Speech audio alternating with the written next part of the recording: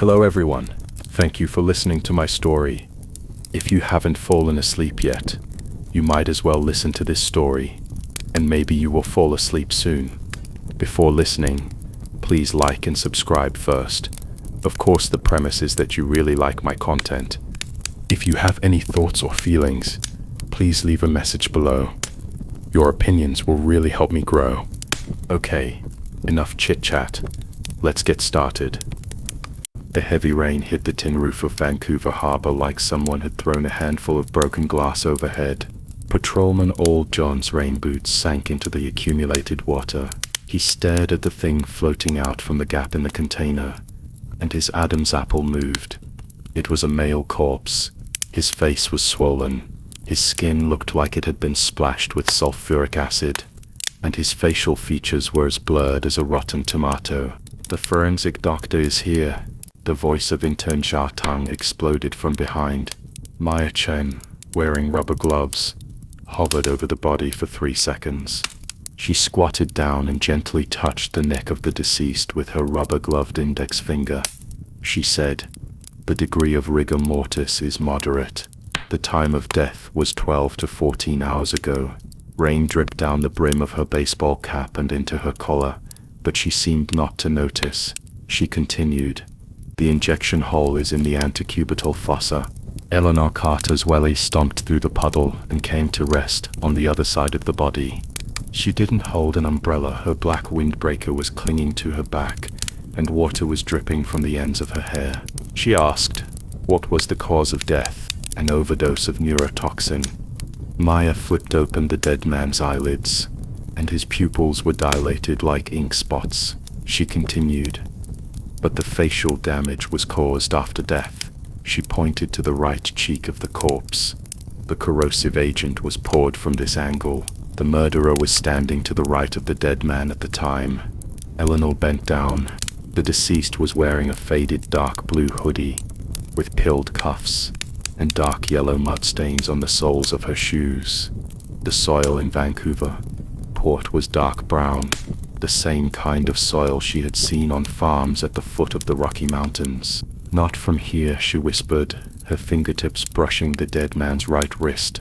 There was a circle of pale white indentations, with neat edges. "I've worn an electronic bracelet for at least 3 months." Maya raised her head. The rain washed away the foundation on her face, revealing light blue dark circles under her eyes. She said, "The fingerprints were corroded by sulfuric acid. There is no matching record in the DNA database." Eleanor closed her eyes. As her game simulator started up, the rain receded into a white mist in her mind. The deceased was lying on his back on the concrete floor, and the murderer was standing on his right side with a plastic bottle in his hand. The first splash of corrosive agent was tilted down from a 40-degree angle, with the mouth of the bottle pressed very low. People who are left-handed will unconsciously raise it when holding the container with their right hand. In the second splash, the murderer's shadow covered the left half of the victim's face, indicating that he was at least one. The murderer's left-handed.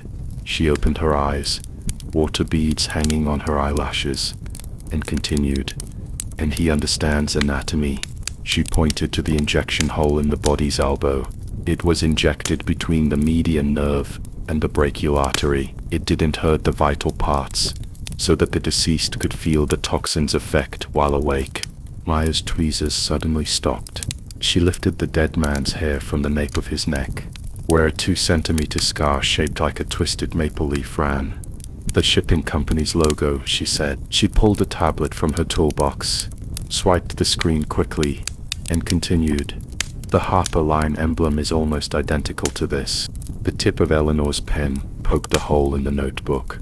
Harper Line is the largest shipping company in Vancouver, and Sebastian Harper donated $3 million Canadian to build a community hospital at City Hall last week.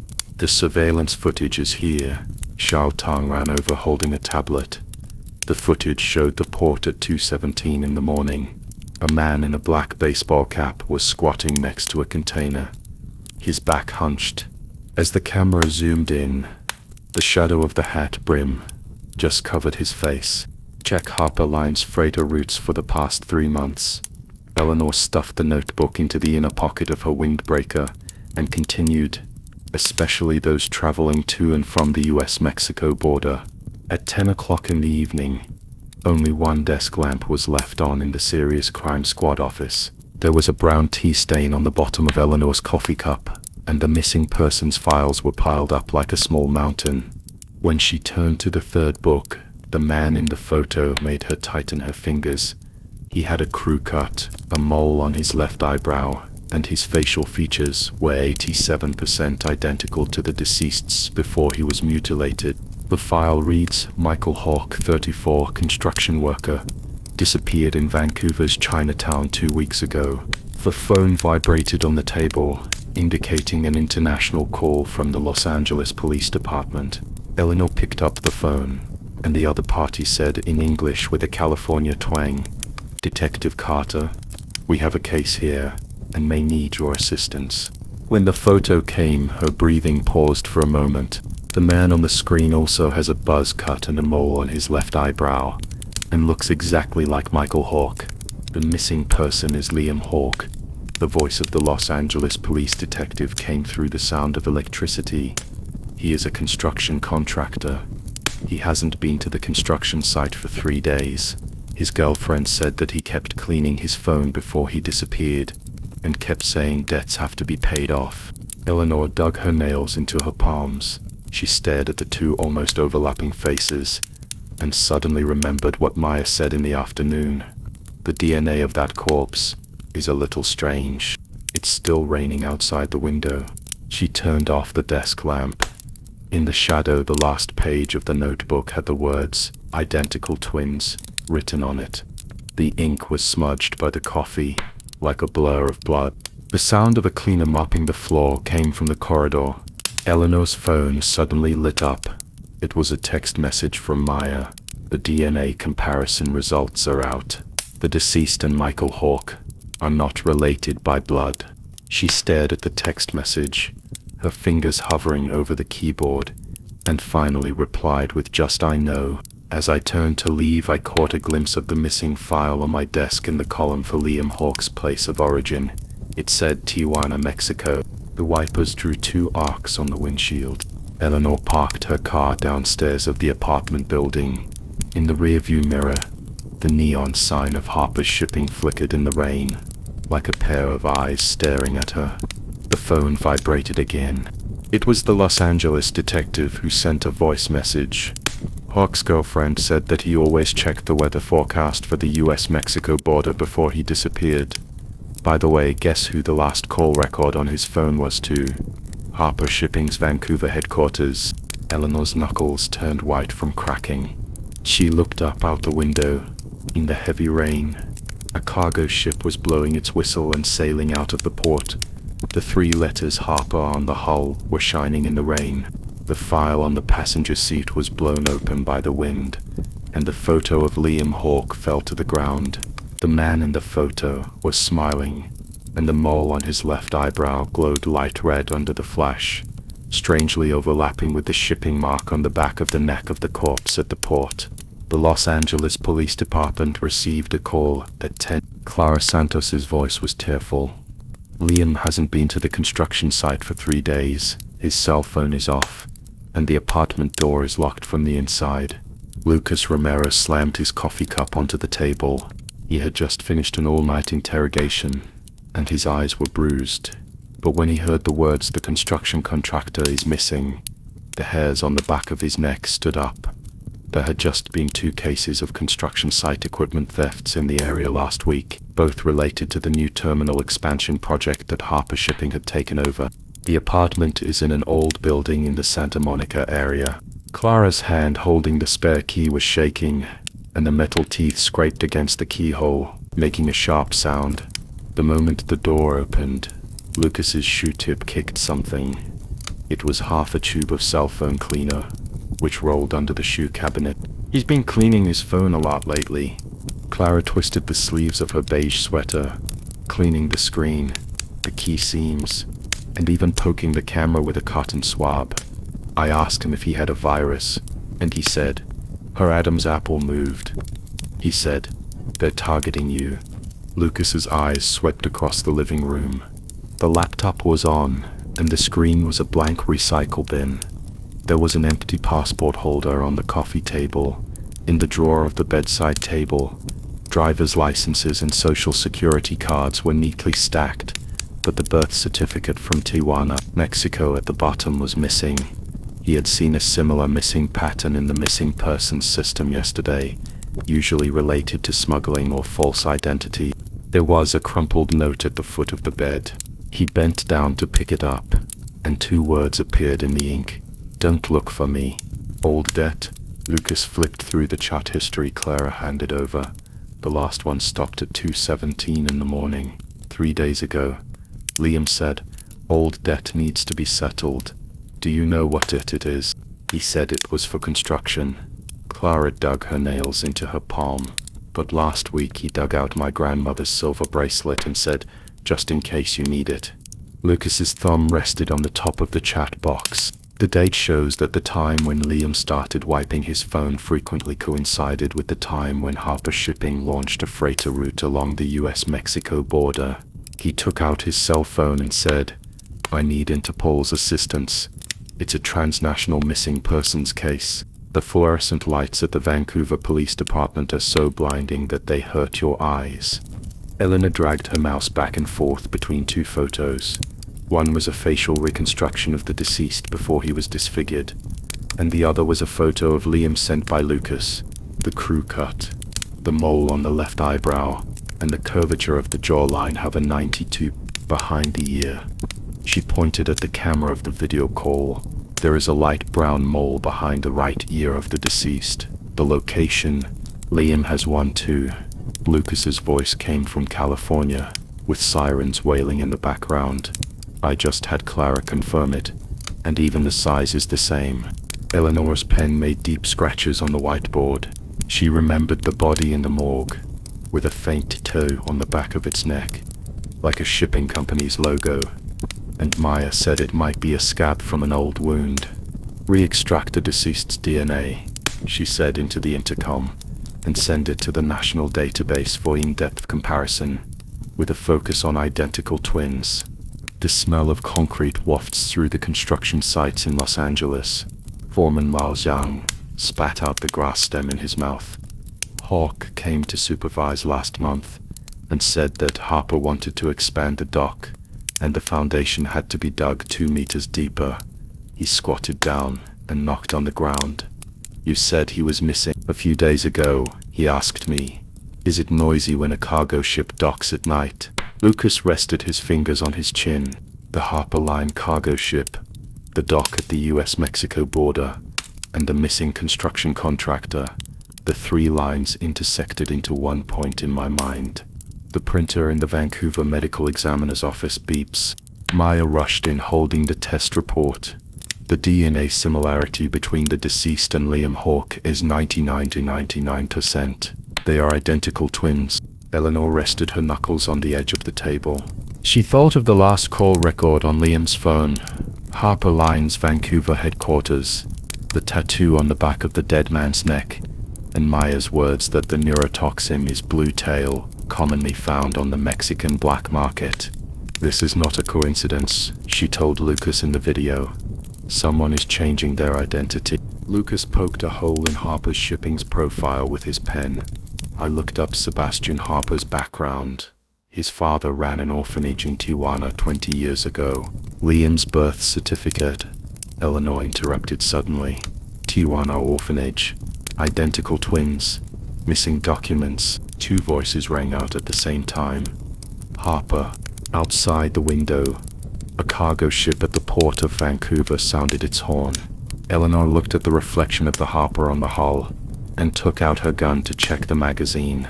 Lucas in Los Angeles closed the folder, and stuffed the map of Mexico into his briefcase. Before hanging up the phone, Eleanor said, "I'll check Harper's shipping records in Vancouver." Lucas tapped his fingers on the copy of his Tijuana birth certificate on the table. "I'll go to the dock at the US-Mexico border." Heavy rain fell in both cities simultaneously. Vancouver's windshield wipers swept across the neon sign of Harper's Line, and Los Angeles's police lights illuminated a sign that read Harper's Wharf Expansion Project. Two almost identical faces, through investigations in two directions, gradually pieced together the outline of the same name. Eleanor's fingertips hurt from tapping on the keyboard. The fluorescent lights in the police station's archives room were so blinding that the call records spread out in front of her were half a foot thick.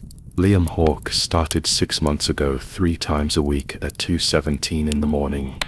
She slapped the note on the table and circled the repeated number with a red pen. Call Sebastian Harper's personal assistant. A colleague from the technical department poked his head in. We've checked this number. It's a virtual number. It's registered 5 minutes before each call and will be cancelled after use. Eleanor closed her eyes. The deduction simulator started in his mind. In the dark room, Liam huddled in the corner of the sofa, his phone pressed to his ear, his voice trembling. We can't delay any longer. A vague male voice came from the other side. Do as planned, otherwise your girlfriend. She opened her eyes suddenly and grabbed her coat. Apply for a search warrant. Harper Freight Forwarding Company. Old apartment buildings in Los Angeles have a musty smell. Lucas squatted at the door of room 322, the old woman's reading glasses reflecting the light. The woman wore a black windbreaker, her hat was pulled down low, and she spoke as if she had a stone in her mouth. What did she say? He opened his notebook. She said she was a financial advisor and wanted to talk to Hawke about debt restructuring. The old woman suddenly slapped her thigh. Oh, right. When Hawke sent her out, I heard the woman say, "Don't let your brother mess things up." Lucas paused with his pen. Brother? Hawke turned pale and said, "He's in Vancouver." The old woman lowered her voice. After that, Hawke kept cleaning his phone, as if he was afraid someone would see him. Vancouver's police sirens pierced the rainy night. Eleanor stood at the door of Harper's Freight Warehouse, her police uniform wet from the rain and sticking to her back. Break the door. She waved her hand, and the moment the steel pliers broke open the rolling door, 20 refrigerated containers formed a square in the dark. She walked around the nearest box twice and started the simulator. In the picture, a gloved worker used a welding torch to cut open the bottom of the box, stuffed a silver metal can in it, and then welded it tightly. Check the mezzanine, she said to the police officer. Amid the sound of hydraulic pliers tearing open the iron sheet, the first metal can was revealed. The label was printed with biological agent, but the customs stamp was new. At the security checkpoint at Los Angeles Airport, Annabelle Ju's hands were shaking. When the security scanner beeped, she subconsciously clutched her handbag. 2 plainclothes officers stood in front of her. Miss Jo, the Vancouver police need your cooperation in the investigation. Eleanor was squatting in front of the container when the USB drive was inserted into the police computer. A message from the technical department popped up. It's being deciphered. There's an email that says, double-sided agreement in effect. Ensure Liam's cooperation, and clean up his brother if necessary. She straightened up suddenly, digging her nails into her palms. The video conference screen flashed twice. Eleanor's face showed up in the LAPD, and Lucas is in Vancouver. The call logs point to Harper's personal assistant, and the frequency is increasing. The mysterious woman mentioned brother in Vancouver, and Liam wiped his phone abnormally. The refrigerated container contained undeclared metal cans that could have concealed drug equipment. The encrypted email said, "Clean up the younger brother." Harper already knew about the twins. The 2 voices rang out at the same time. This is not murder. It's a setup. The alarm suddenly blew. Lucas looked up suddenly and saw the fire alarm light in the office was blindingly red. There were footsteps outside the door, coming closer and closer, making the floor pound. He bent down and pulled out his spare gun from under the table. He grabbed the laptop with his other hand, and just as his fingertips pressed the power button, the click of the doorknob turning was so clear that it seemed to be knocking on the eardrum. Lucas' thumb was on the safety of his pistol, Intern Jacques huddled behind the filing cabinet, his Adam's apple moving. I'll call the police. Squat down and don't make any noise. He pulled off his tie and wrapped it around the computer, his eyes glancing at the reflection of the fire axe behind the door. The footsteps outside the door stopped 3 meters away, and 2 shadows overlapped to form a mountain shape on the frosted glass. He pulled open the back cover of the desk lamp, remote control, and the spring scraped across his fingertips. The positive terminal of the battery is against the copper sheet, and the negative terminal is pressed against the keyhole sensor circuit. With a slight click sound, the red light of the door lock suddenly went out. Stuck. A male voice came from outside the door, with a slight Mexican accent. Lucas picked up the fire axe and smashed it against the vent. The moment the glass shards flew, the fire alarm suddenly went silent. He dragged Jacques to the windowsill and said, "Jump down and go to the underground garage to wait for support." The intern disappeared into the night. Lucas locked the window with his backhand and turned around to bump into the person who came.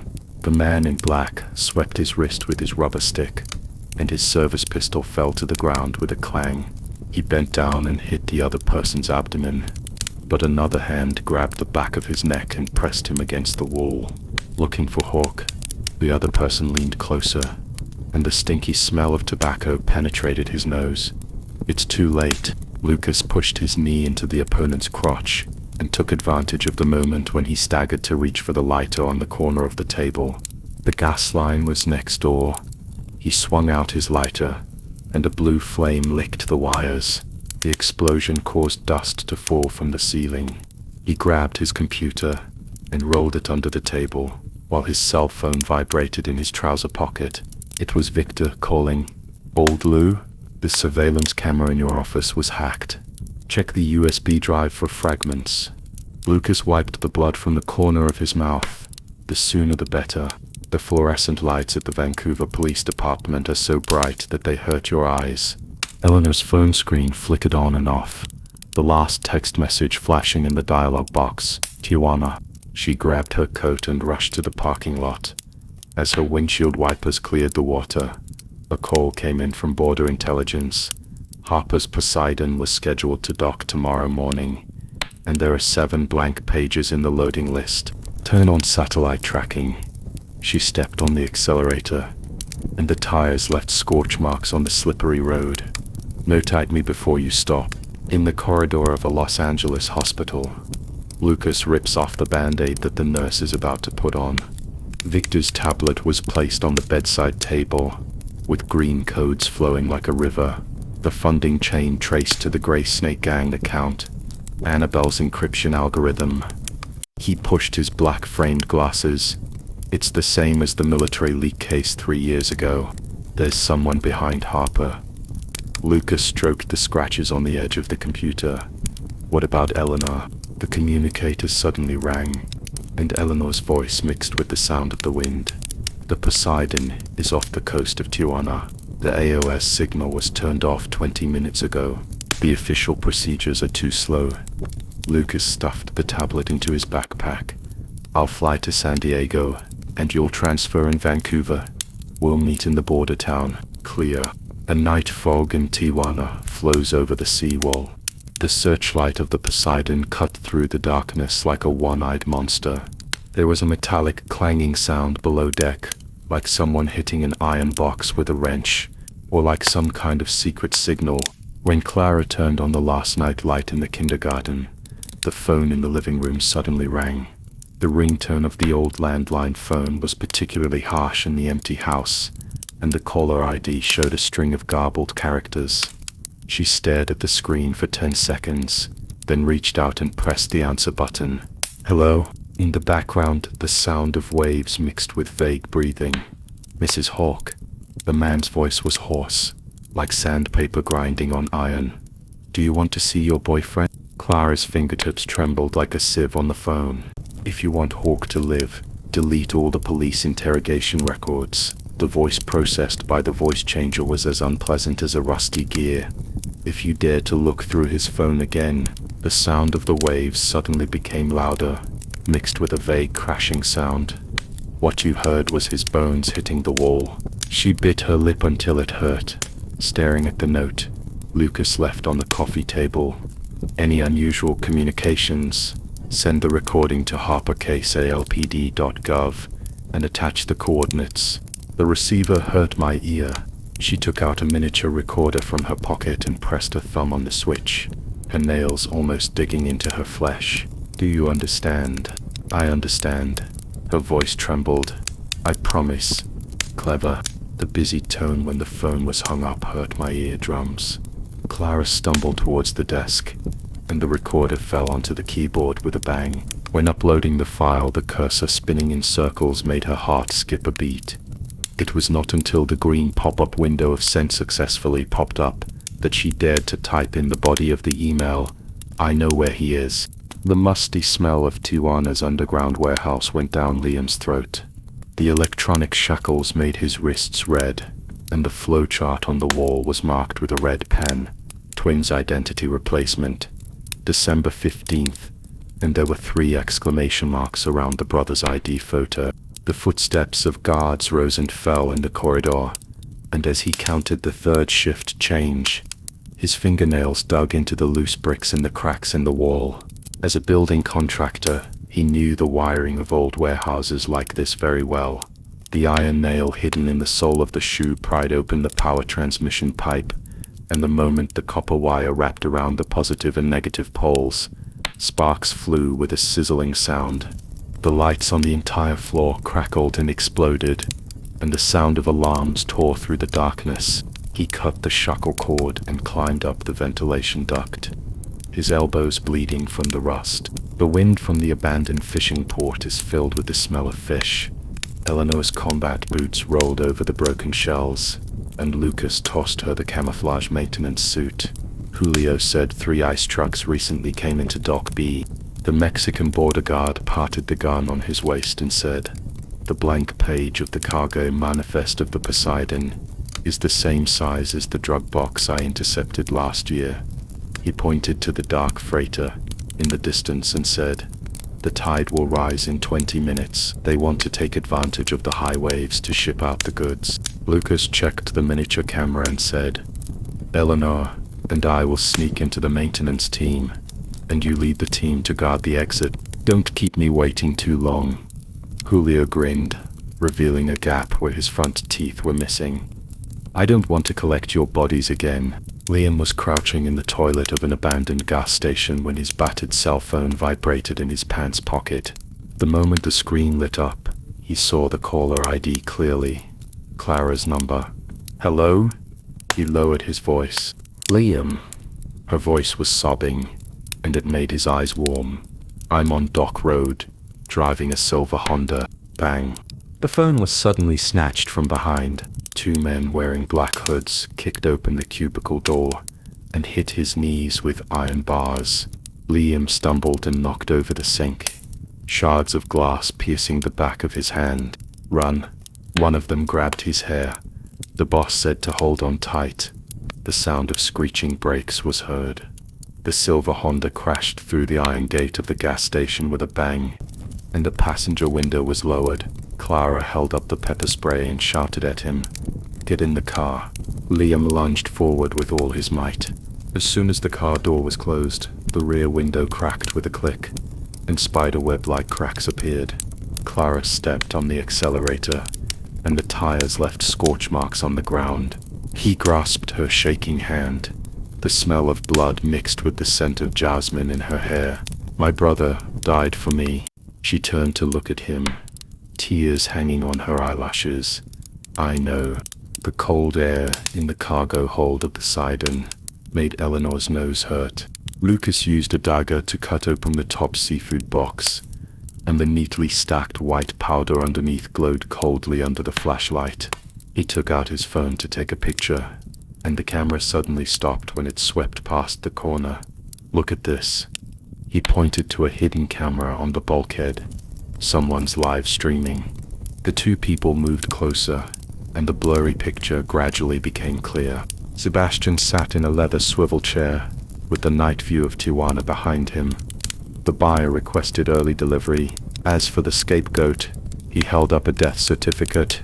Hasn't the police already confirmed the identity of the body?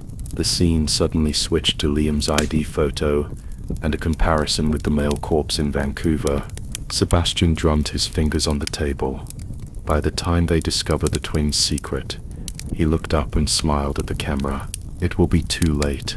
Julio's low roar came from the communicator. Patrol boat report. There is an abnormal vibration at the bottom of Poseidon. Lucas's face darkened instantly. He looked at Eleanor, who was staring at a metal box in the corner of the cargo hold. On the lid, a red digital display flickered in the shadow. When the red numbers in the cargo hold jumped to 923, Eleanor's headset suddenly emitted a loud noise. Carter, Harper's villa in Tijuana, captured the surveillance video. Lucas's voice was mixed with the sound of gunfire. He pressed the detonation button. The countdown is advanced. Her pupils contracted sharply. His fingertips quickly slid across the 3D ship map constructed in his brain by the simulation simulator. Information such as the patrol routes of the militants, the access code of the main control room, and the load-bearing limit of the ventilation ducts flashed before his eyes. Go to the deck and stop him. She pulled off the tactical knife from her waist and threw it to Lucas. I'll take care of the main control room. As soon as Lucas caught the knife, a hard object pressed against the back of his neck. 2 bodyguards holding shotguns came out from the cargo hold and pointed their guns at Eleanor. Let's go together. She stared at the right hand of one of the men holding the gun. There were calluses on the palm of his hand, and his index finger was trembling slightly. The game simulator immediately simulated the angle at which he would pull the trigger. The bullet would graze Lucas's left shoulder and penetrate her right ribs. Get down. She grabbed Lucas's tactical vest. The sound of shotgun shells tearing through the air and the sound of metal colliding rang out at the same time. Lucas backhanded the bodyguard's wrist with the back of his knife, and Eleanor raised her leg and kicked another man in the knee. As they rolled behind the seafood case, the countdown jumped. Separate our teams. Eleanor wiped the blood off her face. Meet in the main control room in 3 minutes. Lucas nodded and crouched down to get into the vent. She ran toward the stern along the bulkhead, and the simulation simulator kept refreshing the data. There was a bodyguard with a stun gun behind the 3rd pillar on the left front, a lookout with a walkie-talkie at the starboard staircase, and the door card of the main control room required Harper's birthday, May 7th. She took out the door card she had taken from the bodyguard and suddenly stopped at the corner. In the simulation, the lookout's toes were moving in her direction, and his fingers were touching the headset. Eleanor grabbed the ice pack at her feet and threw it to the other side. The moment the lookout turned around, she rushed over and hit him in the back of the neck with her elbow. When the sound of the door card being inserted into the card reader and the countdown to 7:12 overlapped, the red light in the main control room began to flash. On the deck of the Poseidon, Lucas's knuckles bled. Sebastian's cufflinks scratched his chin, and his gold-rimmed glasses were crooked on his nose, but he was still smiling. Do you think you can stop the explosion by catching me? He kicked Lucas in the abdomen. The powder is enough to put half of the people in Los Angeles into the morgue. Lucas grabbed his tie and yanked. As they tumbled into the pile of lifeboats, he felt for the remote in Sebastian's inside suit pocket. The red button still has body temperature. That's enough. He pressed his knee against the man's chest, the remote control burning in his palm. You lose. Sebastian's pupils suddenly contracted. At the same time, Eleanor in the control room plugged the data cable into the host computer. The simulation simulator accurately located the core code of the self-destruct program. She quickly entered the termination command, and the countdown numbers suddenly went black. Done. She panted into the headset. Lucas, I'm here. His voice was nasal. Bring your prisoner to the deck. As Sebastian was handcuffed to the railing, Maya's video call came in. There were coffee stains on the medical examiner's white coat, and on the screen was a magnified image of the scar on the victim's neck. I compared it with the old Harper's Line logo from 1995, She pushed up her glasses, and it matches the tattoo on the back of the victim's neck exactly. Eleanor narrowed her eyes. The stitches at the edge of the scar are spiral-shaped, which is indeed consistent with the winding pattern of the early Anchor logo on the Harper Group's official website. This means that the deceased worked for him for at least 10 years. Maya clicked on the keyboard. The tattoo was done when he was a minor, and Harper didn't use this logo until 1995. Her voice turned cold. He may have controlled the twins since they were young. Sebastian suddenly laughed. Even if you knew what would happen, the evidence has long been taken away by Annabelle. Annabelle? Eleanor's phone vibrated. The mailbox notifications sounded continuously, and more than 20 encrypted files popped out, with the sender shown as ABZG. She contacted Interpol half an hour ago. Lucas flipped through the documents, his pupils shrinking slightly. Shipping records, cash flow, and he looked up at Eleanor. Signed photo of a Mexican senator. The sound of sirens came closer and closer, and Annabelle's police car stopped at the dock.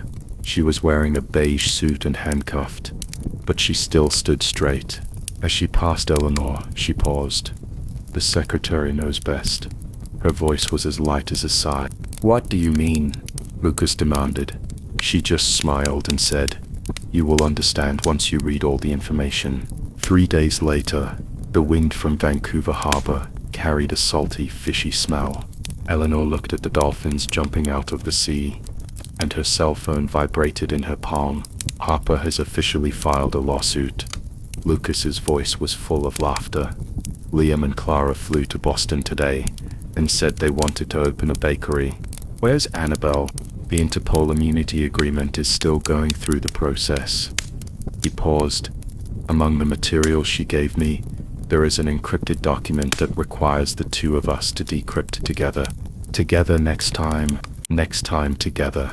When I hung up the phone, the morning light was rising above the sea level. Eleanor took out an old photo from her pocket. Her mother's smiling face became blurred in the sunlight. She pressed the photo to her chest and turned to walk towards the police station. In the distance, a cargo ship flying the Mexican flag slowly approached the shore. On the deck, the woman in the beige suit looked up and blinked slightly when her eyes met hers. As the black Interpol van pulled into Vancouver's South End checkpoint, Annabelle tapped her fingertips on her knees 3 times. The female police officer in the passenger seat lowered her head to adjust the intercom and did not notice her gaze outside the car. The iron mesh of the third ventilation hole of the dock warehouse was half an inch looser than 3 hours ago. The gunshots occurred at 2:07. The first bullet shattered the rear window, and the second penetrated the driver's shoulder socket. The commercial vehicle drew a serpentine trajectory in the middle of the road. Annabelle's forehead hit the bulletproof glass, and the smell of blood exploded between her teeth. "Get down." The moment the female police officer drew her gun, 3 off-road vehicles covered with camouflage nets rushed from the side. The attacker wore a tactical mask, and the Mexican Border Patrol badge on the armband of his uniform glowed coldly in the sun. "They have thermal imaging." The driver gritted his teeth and stepped on the brakes. Avoid the street lights. But it was too late. The sound of the armor-piercing bullet penetrating the car door was muffled, then thunder. As Annabelle was dragged out of the car, she caught a glimpse of the policewoman's service gun lying at her feet. The safety catch was on. 7 hours later, Lucas stared at the surveillance video, his knuckles white. The Border Patrol uniforms are custom-made. Julio slammed his fist on the table, shaking the coffee cup. The stitching on the shoulder straps is made of nylon, specially supplied by the Mexican army. I just saw the thermal imager model in a drug raid last week. He loosened his collar, his Adam's apple rolling. This is not a prisoner kidnapping. It's silencing. Eleanor's phone vibrated at this moment. Maya's voice message had the unique mechanical sound of the laboratory. The scar on the neck of the deceased has been modified by laser. What? Harper's 1995 tattoo was 3 wraps of anchor chain, but the scar has half a circle missing. The click of the forensic mouse was clearly audible. I checked the records of the plastic surgery from 10 years ago. Someone used a laser to change the original tattoo into a replica. Eleanor's back was pressed against the back of the chair. Sebastian's words 3 days ago about controlling the twins from a young age suddenly rang in my ears.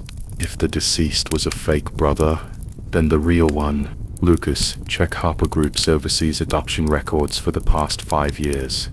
She grabbed her coat and walked out. Maya, send me the coordinates of the modification traces. As the LAPD printer began spitting out paper, a new message popped up on Lucas's phone. A record of passage through the port blockade. Temporary support armored vehicle. He narrowed his eyes.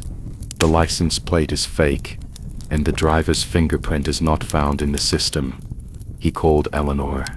The last signal was at the US-Mexico border, heading towards Tijuana. Abandoned refineries outside Tijuana appear as red dots on the map. Eleanor crouched in a cafe in downtown Vancouver, staring at the location on her phone, the IP address from which Annabelle last connected to the internet. Ghost's message jumped in. There are 3 underground floors in the refinery, and the bottom floor is a metal chamber. The informant's code name flashed on the screen. But 3 days ago, a batch of maintenance equipment was transported in.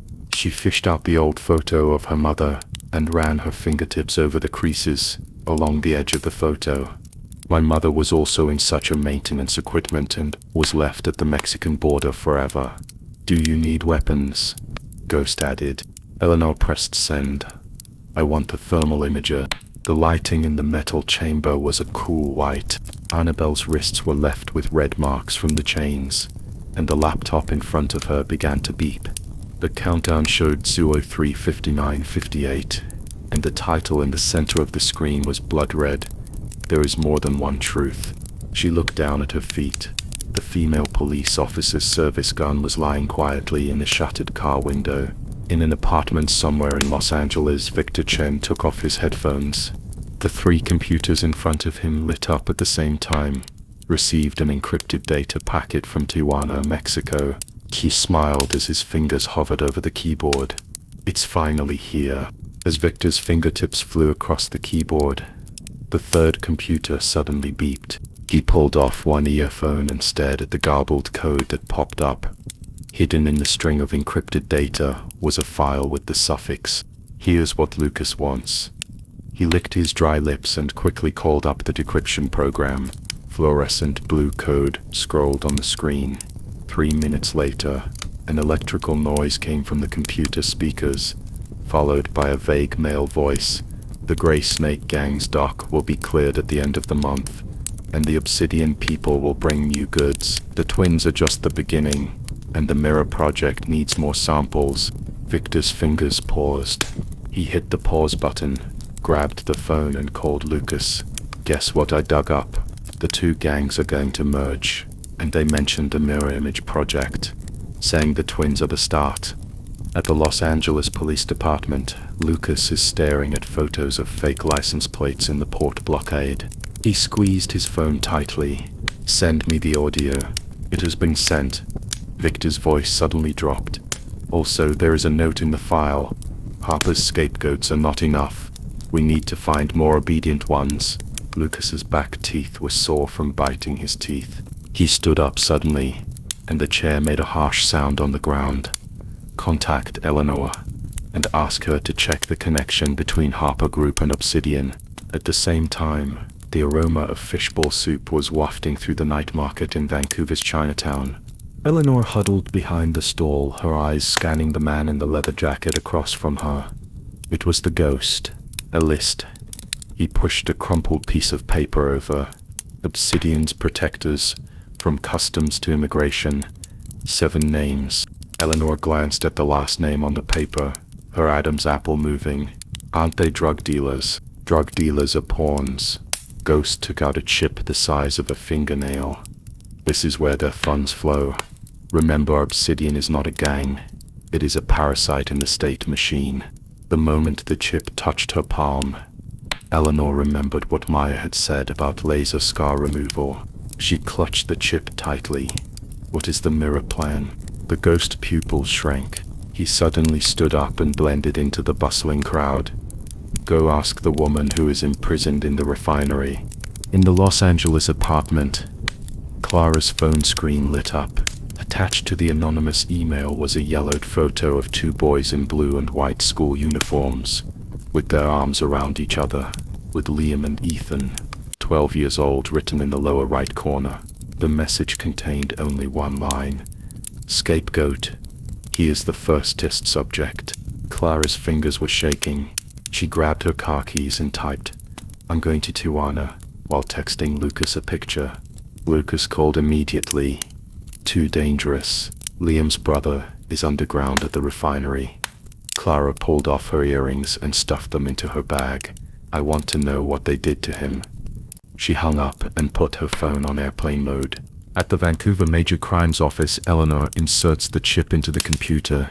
Dozens of encrypted folders popped up, with the top one labeled Mirror Project Soothe. She clicked on the first document, and her pupils shrank suddenly. It contained the twins' genetic test report, a psychological assessment form, and a surveillance video. The two boys were taken into different rooms, and a man in a white coat held up an electric baton and said, "Remember, you are the older brother. No, you are the younger brother." Maya. She picked up the phone. "Is the scar on the back of the deceased's neck a mark of the Mirror Project?" The forensic doctor on the other end of the phone was silent for 2 seconds. "I compared the plastic surgery records from 10 years ago. That scar is 99% consistent with the transformation template in the mirror plan you sent. In the metal chamber, 3 floors underground at the abandoned refinery outside Tijuana, Annabelle dug her nails into the concrete wall. When the countdown jumped to 00:59:58, she finally touched the gun under the broken glass. Click. The sound of the key turning made her freeze. The moment a door was pushed open, she raised her gun and aimed, but when she saw who was coming, her fingers slowly loosened. Clara. At the same time, in an underground laboratory thousands of miles away, red alarm lights cast bloody shadows on the wall. On the big screen, images of Liam and Ethan's childhood were playing in a loop. 10-year-old Ethan was pressed on the operating table, and the doctor drew patterns on the back of his neck with a laser pen. 12-year-old Liam repeated, "I don't have a brother," in front of the polygraph. "We are not just creating substitutes." A deep male voice came from the darkness, mixed with the hum of running equipment. "We are creating a perfect lie, to make the whole world believe that the lie is the truth." The ceiling of the laboratory suddenly lit up with blue light. In the holographic projection, a figure wearing a crow mask sat on a high-back chair, and the screen in front of him displayed the coordinates of cities around the world. Vancouver, Los Angeles, Tijuana. Phase 2 of the Mirror Project has been activated. His voice was processed by a voice changer, and it sounded like rusty gears grinding. Notate all nodes to prepare to receive new samples. Outside the holographic projection, the red dot on the monitor suddenly flashed. That was the location of the Tijuana refinery. The corners of Crow's mouth curled up under his mask. The game has just begun. As Clara's SUV rolled over the gravel road outside Tijuana, a string of red dots suddenly popped up in the rearview mirror. She stepped on the gas, and her phone vibrated in the cup holder. It was a missed call from Lucas. The 17th. Calm down. She bit her lip and turned the car into the alley behind the refinery. The metal door of the 3rd underground floor glowed coldly in her memory. 3 days ago, it was here that Liam held her hand, and said, "Wait for me to come back." Now his younger brother, the boy whose name was not even remembered, was lying in a room full of instruments. The fluorescent lights of the Vancouver crime unit hurt Eleanor's eyes. She stared at the computer screen, where the virtual meeting recording of the Mirror Master was playing in a loop. The shadow under the crow mask was sitting in the holographic projection, with the coordinates of global cities behind him. Attention all nodes, the final stage of the mirror plan has been activated. The replacement will complete the power replacement within 72 hours. This isn't just any murder. She grabbed the intercom. Contact the LAPD. Lucas needs to know.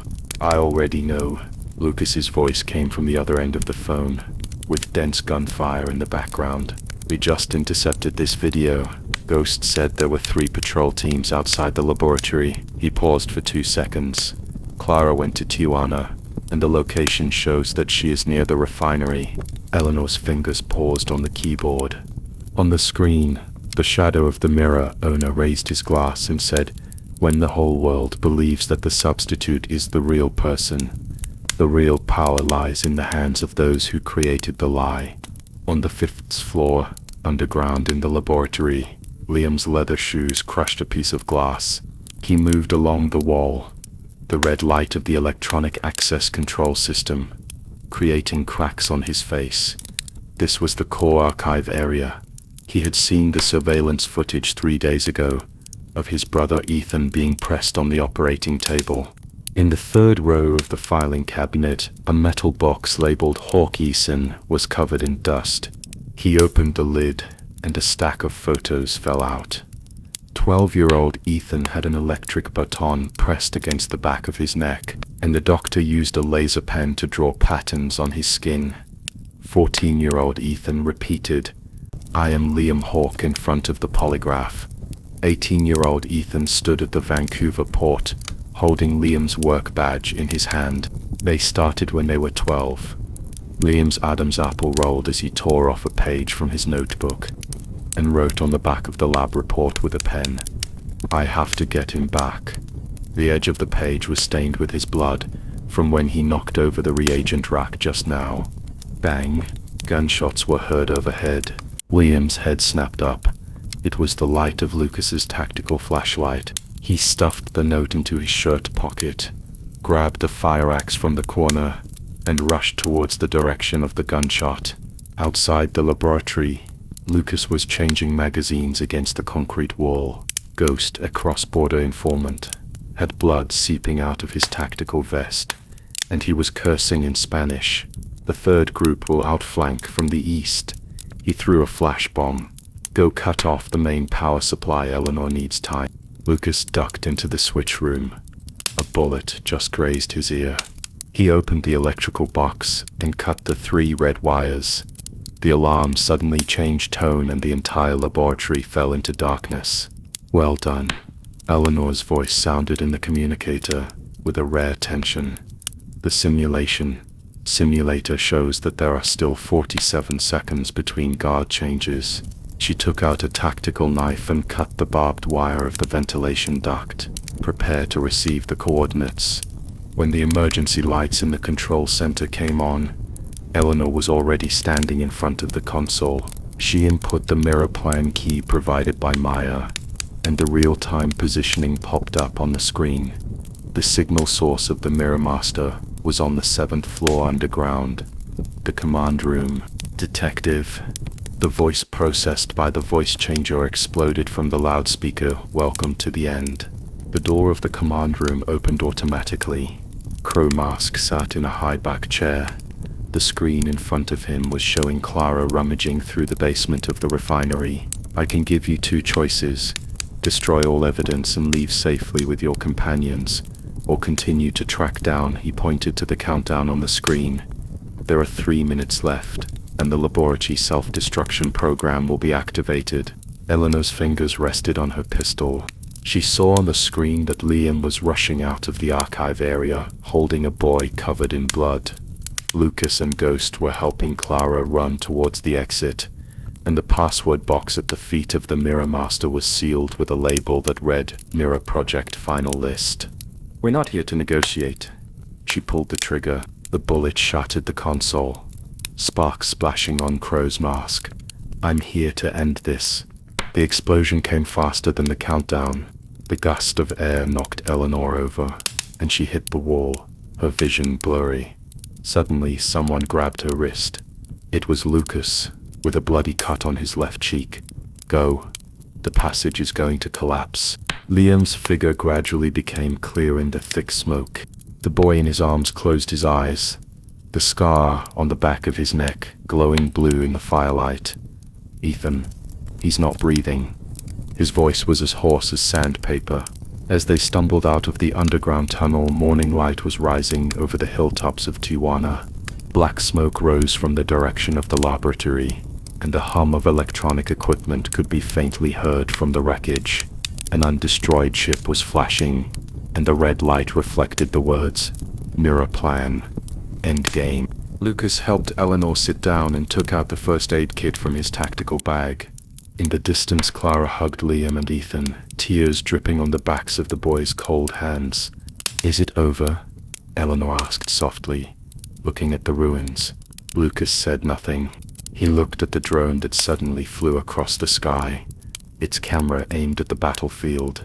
The sunlight shone on the drone's body, reflecting a silver light. That was the obsidian logo. "No." He pressed the hemostatic patch on her wound. "The game has just begun." As the morning light broke through the Tijuana fog, Lucas's tactical boots rolled over a scorched sheet of metal. He squatted down and rubbed the black chip half embedded in the crack of the board with the tips of his gloves. The edge was still stained with circuit lines that had not been completely burned out. "Eleanor." He pulled off the communicator. Maya said that the core data of the Mirror Project might be stored in a solid-state chip. Eleanor was using a tactical knife to pry open a section of deformed ventilation duct, and looked up when she heard this. There was dust on her temples, and a blood stain on the left side of her face. "Try to contact one." Lucas stuffed the chip into a sealed bag and tapped the headset with his knuckles. "Alvarez, image restoration is needed." The sound of keyboard tapping came from the communicator. "Send the coordinates, I'll have the satellite scan." Liam suddenly groaned. He was still holding Ethan's body, and his shaking hands were pulling a photo from the boy's underwear pocket. The edges of the photo paper were curled by the fireworks, and a line of crooked handwriting on the back pierced everyone's eyes. "We are not twins, I am a replica he made." "That's impossible." Liam's Adam's apple rolled, and the corner of the photo stabbed into his palm. He broke his right arm when he was 12. "I remember the dinosaur painted on the plaster." He suddenly paused. "But last month he said it was fake, saying that the doctor was skilled. My trial." Eleanor walked over and touched the photo lightly with her fingertips. There were faint fingerprints under the photo paper, the replacement for the Mirror Project. Her voice was as cold as an ice cone. "Your brother may have died a long time ago." Liam's knees buckled. Clara held him, tears falling on the back of Ethan's pale hands. Lucas's communicator vibrated. Juan's voice was filled with electrical noise. "The image has been restored to 37%. The moment the screen lit up, everyone's breath stagnated. The man wearing a crow mask was adjusting his bow tie in front of the camera, with transfer numbers jumping in the background. "There are 2 backup nodes on the west coast. Remember to use encrypted channels." "Node," Eleanor repeated, her eyes sweeping across the sparks that were not completely extinguished in the ruins. "It could be a drug transport point, or it could be—" "Replacement storage," Lucas interposed. He took out the broken chain that he had torn off the console. The pendant was an obsidian badge, exactly the same as the logo on the drone. Eleanor suddenly squatted down and picked up half of the burnt leather journal.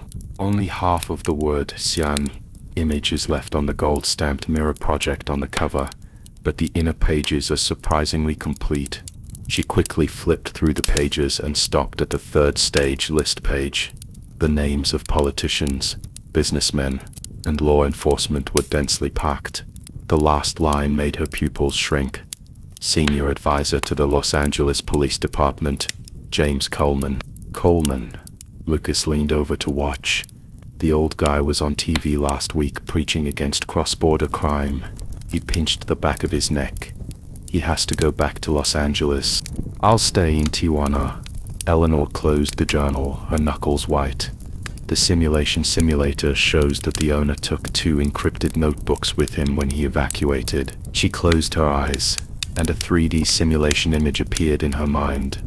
A figure in a black windbreaker rushed into the emergency passage 2 minutes before the explosion.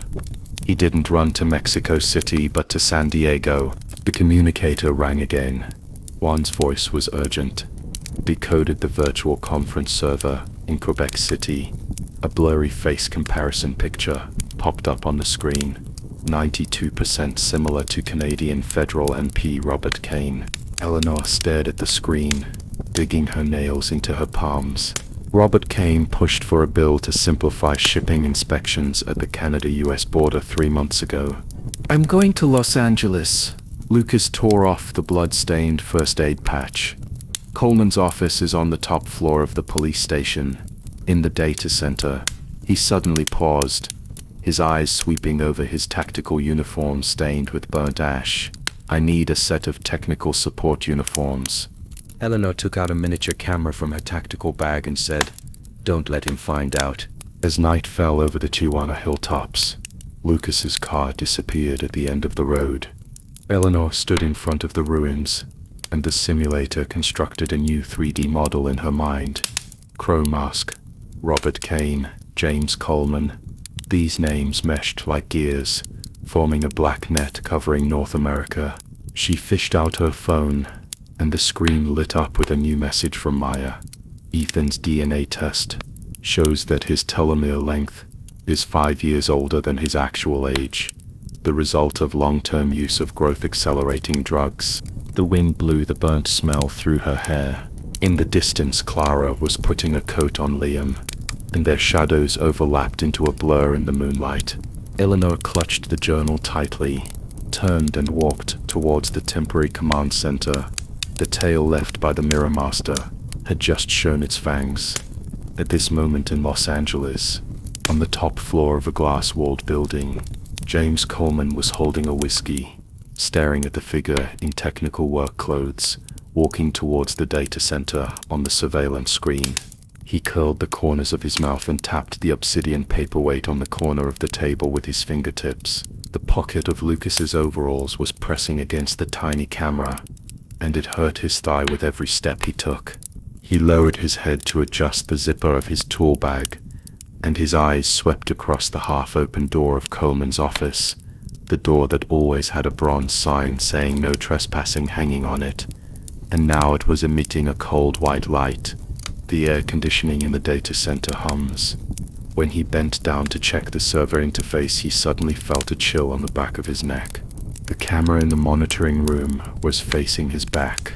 From the technical department, the sound exploded from behind. Lucas turned around and saw Coleman standing 5 steps away, his silver-gray suit neatly pressed and a half-full glass of whiskey in his hand. His eyes swept over the badge on Lucas's chest. "Where's the maintenance order? It's an urgent repair." Lucas took out a forged work order and pressed the eavesdropping device hidden in the tool bag with his fingertips. "The main server log is abnormal. The section chief asked me to come with me."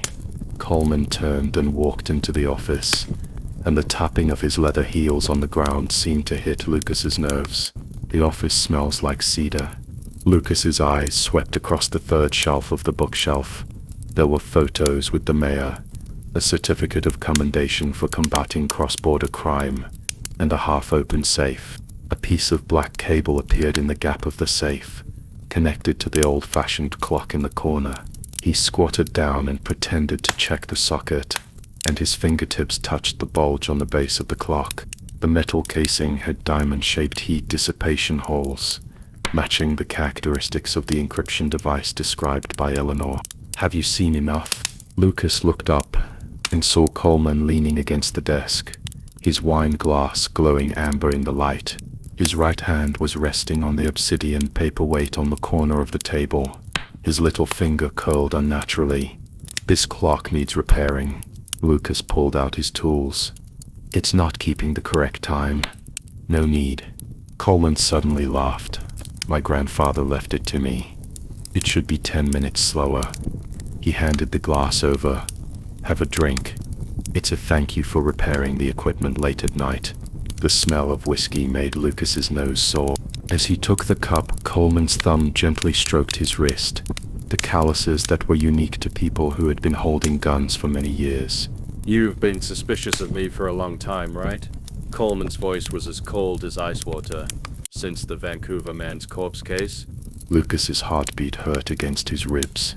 He put down the cup, brushed his fingertips over the gap on the edge of the socket, and pressed the bug in. I just investigate the case. But have you ever thought about this? Coleman walked around behind him, breathing down his neck.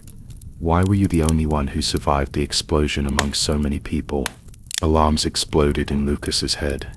As he turned, he knocked over the paperweight, and the obsidian rolled to the foot of the table. Coleman bent down to pick it up, and Lucas caught a glimpse of the model of the device in the safe. T720. Exactly the same as the signal transmitter Victor mentioned. Thanks.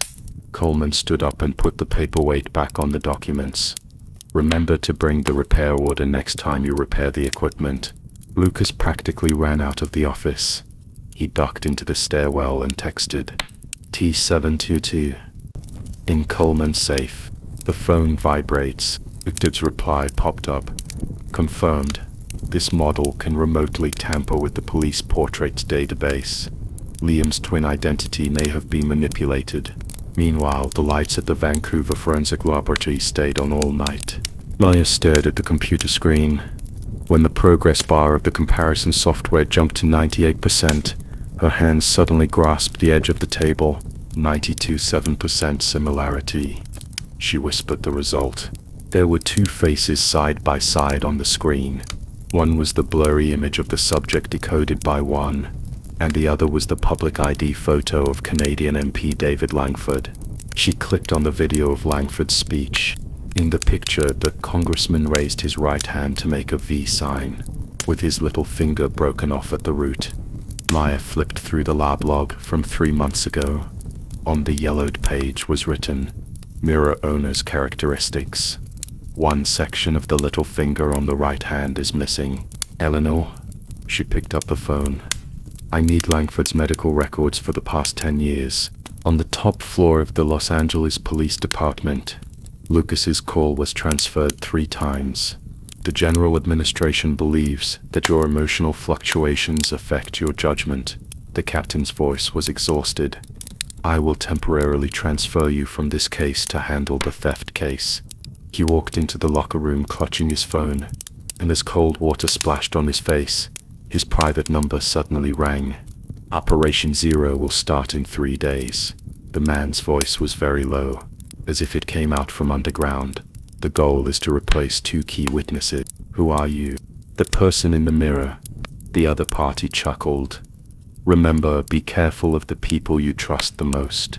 The busy tone sounded. Lucas stared at the phone, and the hair on the back of his neck stood up. This number was exactly the same as the virtual number that Liam frequently contacted before he disappeared. Late at night in Tijuana, Eleanor leaned back in the broken swivel chair of the makeshift headquarters, drumming her fingertips on the charred log. As soon as Maya hung up the phone, her laptop suddenly made a soft ding sound. A new email sits in your inbox. The sender says, Ghost, and the subject line is empty. The attachment was an encrypted file, 1.2 megabytes in size, just the right amount for the memory in Coleman's office bug. Her game simulator started to work. In the 3D model, the figure in the black windbreaker, the right hand with the missing little finger, the tampered database, all the clues, suddenly connected into one line, pointing to a possibility that made her blood freeze. The mouse hovered over the open key. Eleanor took a deep breath and pressed enter. The moment the screen lights up, a blurry recording comes out. A man's whisper, mixed with the sound of electricity. Make sure, Eleanor Carter.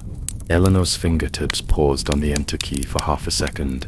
The blue light from the screen pierced the darkness, and the moment the encrypted file unfolded, the sound of electricity exploded, wrapped around the man's whisper. She grabbed the headphones and put them on her ears, the deduction simulator running frantically in her mind. The shipping data that Isabel handed over 3 months ago, the email that she offered to assist in analyzing Sebastian 2 weeks ago, and even the way her right little finger curled unnaturally when she said, Congressman Langford is innocent this morning.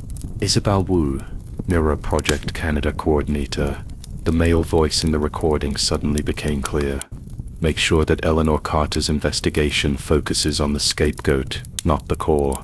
She yanked off her headphones, the metal wires making a harsh sound on the table. The phone vibrated, and Maya's message popped up. Lanford had surgery to repair a severed finger in Switzerland 10 years ago, and his medical records were sealed by the National Security Agency. At the same time, dust from the Los Angeles Underground Archives fell on Lucas's shoulders. He held up a miniature flashlight, and the beam swept across the label Secret Agreement 1983-1985. The anonymous informant said that the Operation Zero Hour source materials were here. The cover of the file has a pungent, musty smell. He turned to the first page.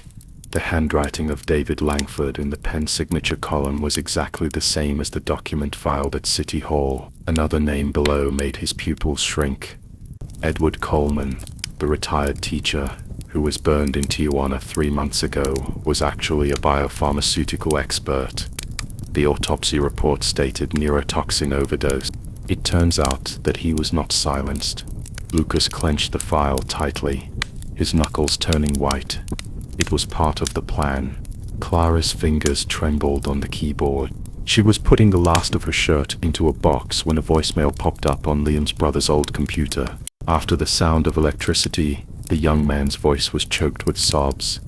"If you hear this, it means I failed to deceive them. They want Liam's identity, not my life." She picked up her phone and dialed 911. After the busy tone lasted for 3 seconds, the police officer's voice was slower than usual.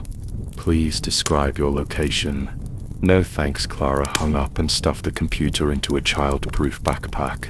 She remembered that yesterday at the kindergarten, there was a man in a baseball cap standing outside the fence, wearing the same black windbreaker as the mysterious man who wiped the phone, described by Liam before he disappeared.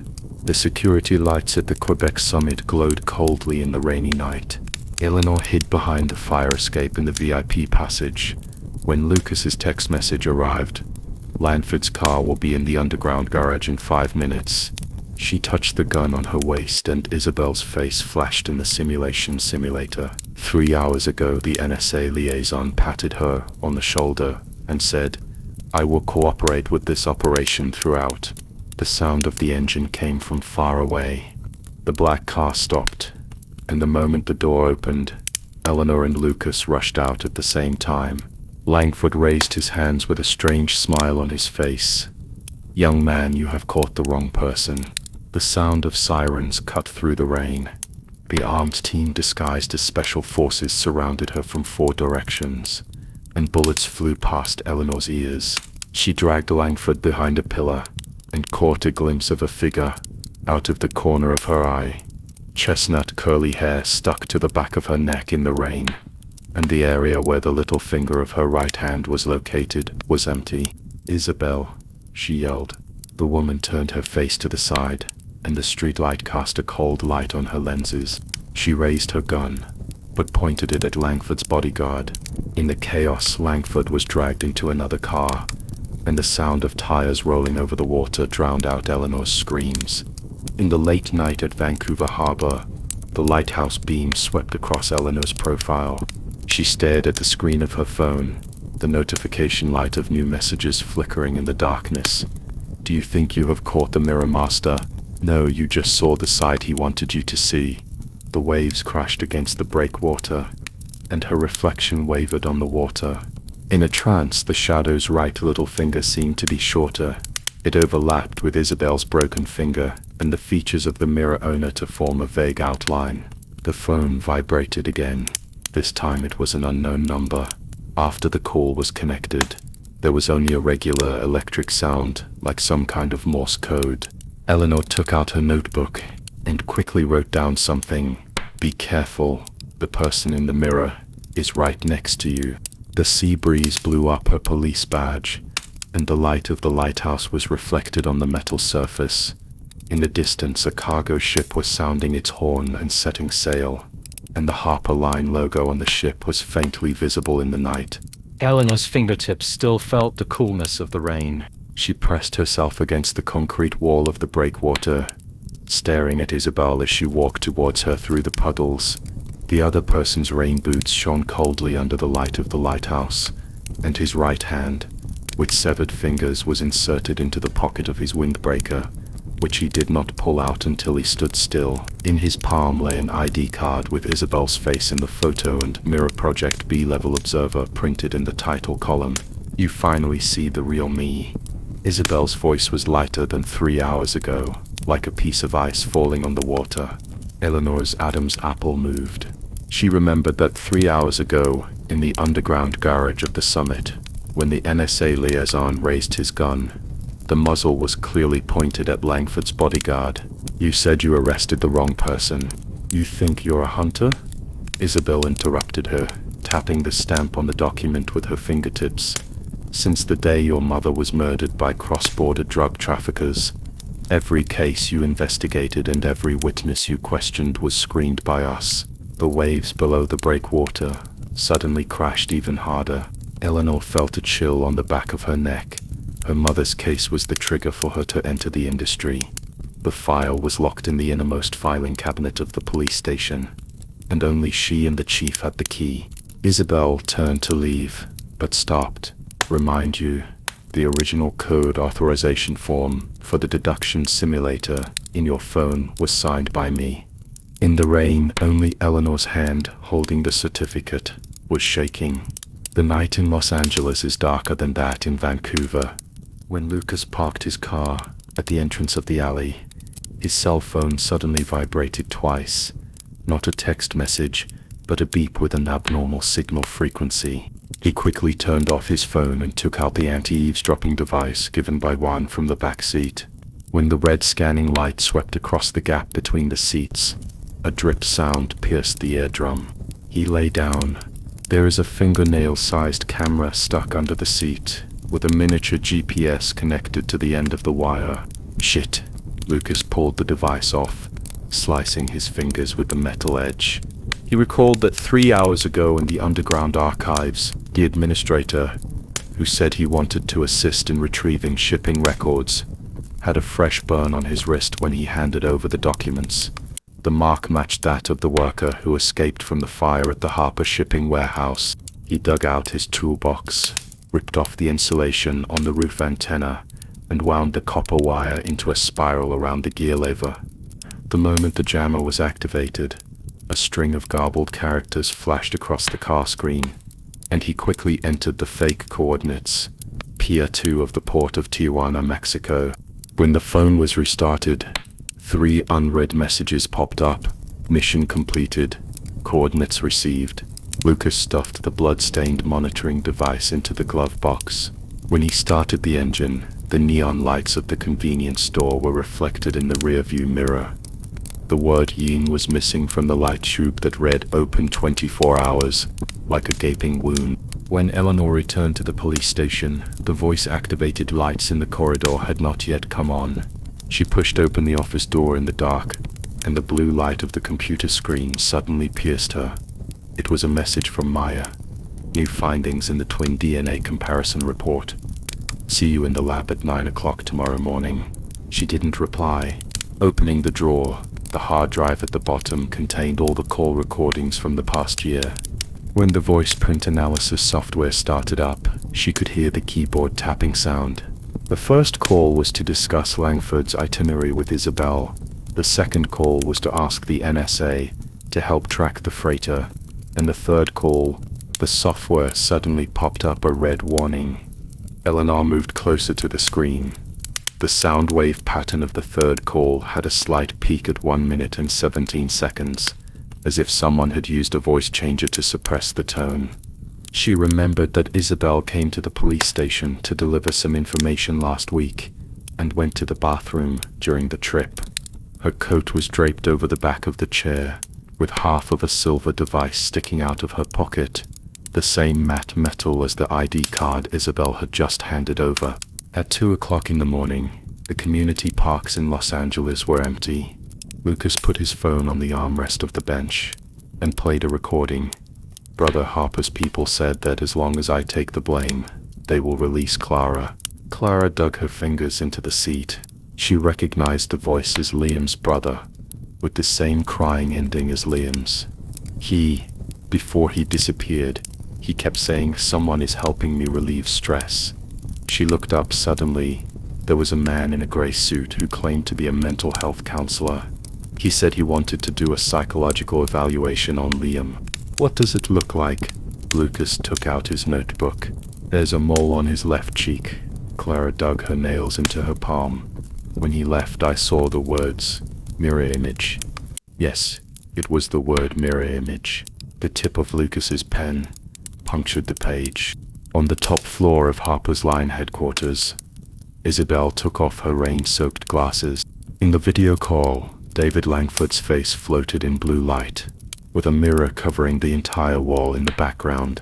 "They started to get suspicious," he said. "Then let them see what we want them to see."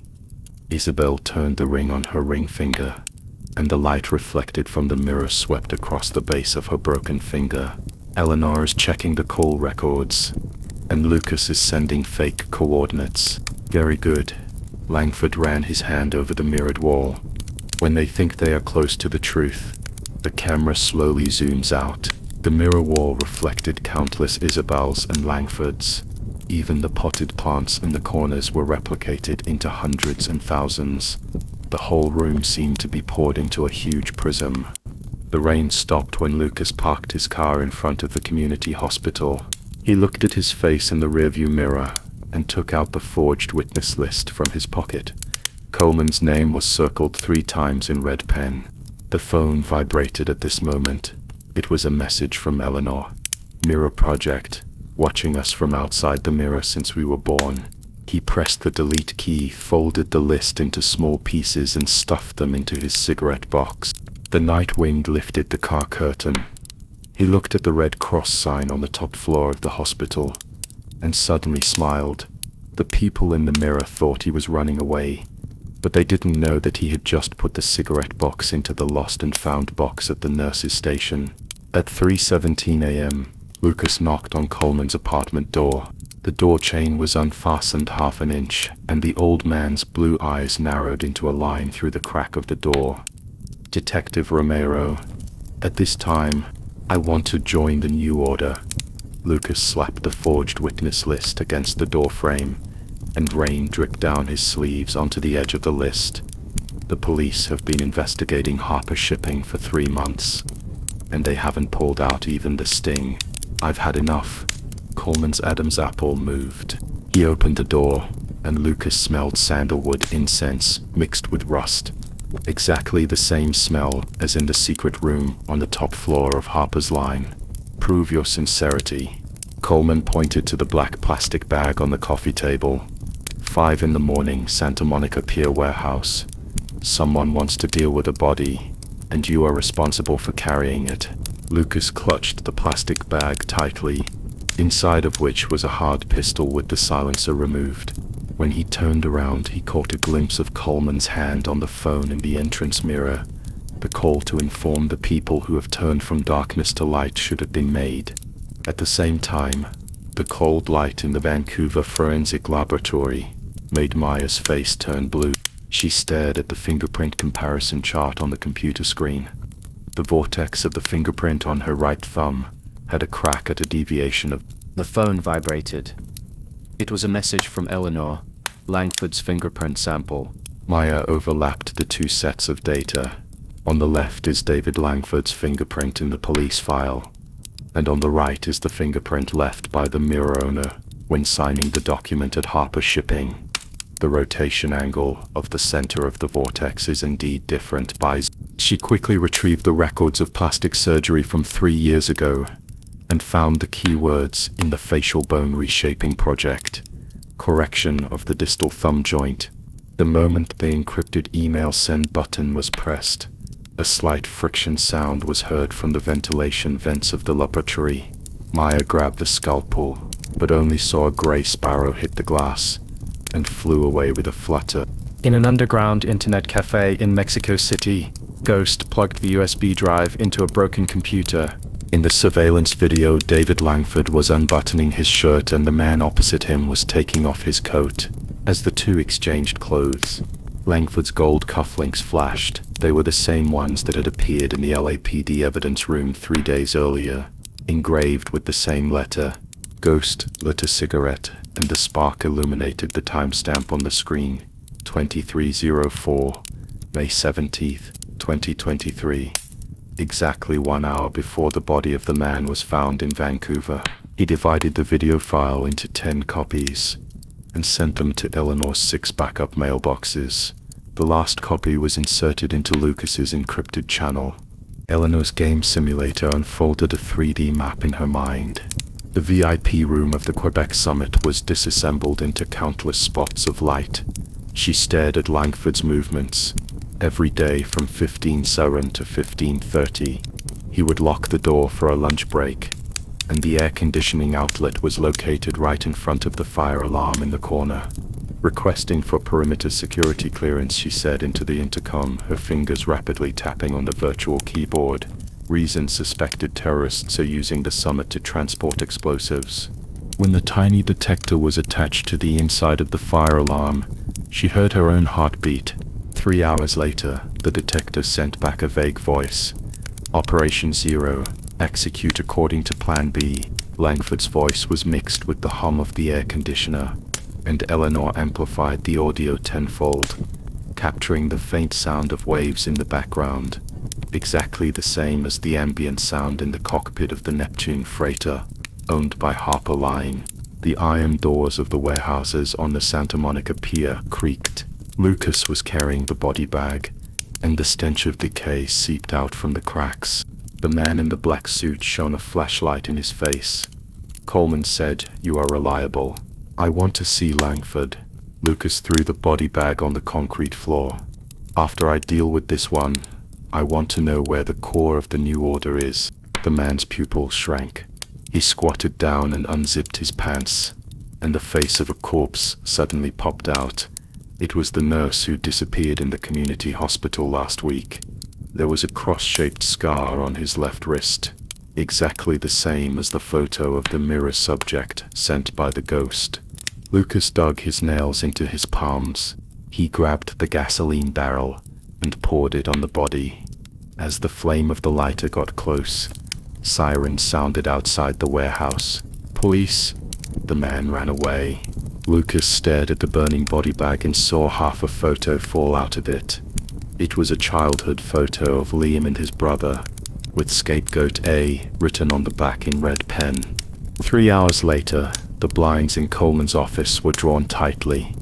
Lucas pretended to check the bookshelf and took out a miniature eavesdropping device from the secret compartment with his fingertips. He was just about to install it when he heard footsteps outside the door. He stepped into the filing cabinet and through the gap in the door saw Coleman talking to a man wearing a mask. "Romero took the bait," Coleman said, his voice like rusted gears. He thought he was investigating the mirror project, but he was. Let him watch the mirror devour him with his own eyes. The masked man's voice was processed by a voice changer, especially the Vancouver policewoman. The deeper she investigates. Footsteps approached the filing cabinet.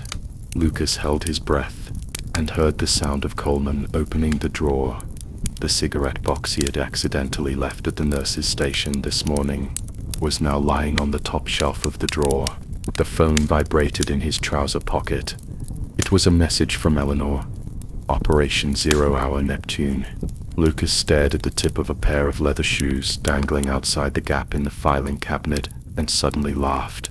They thought they had everything under control in the mirror image, but they didn't know that in addition to the forged list, he also hid a microlocator in the interlayer of the cigarette box, which was moving closer to the core of the mirror project, along with Coleman's drawer. Eleanor rested her knuckles on the keyboard. The blue light of her computer screen illuminated taut jawline, and on a satellite map of Quebec City, the abandoned mental hospital was flashing in red.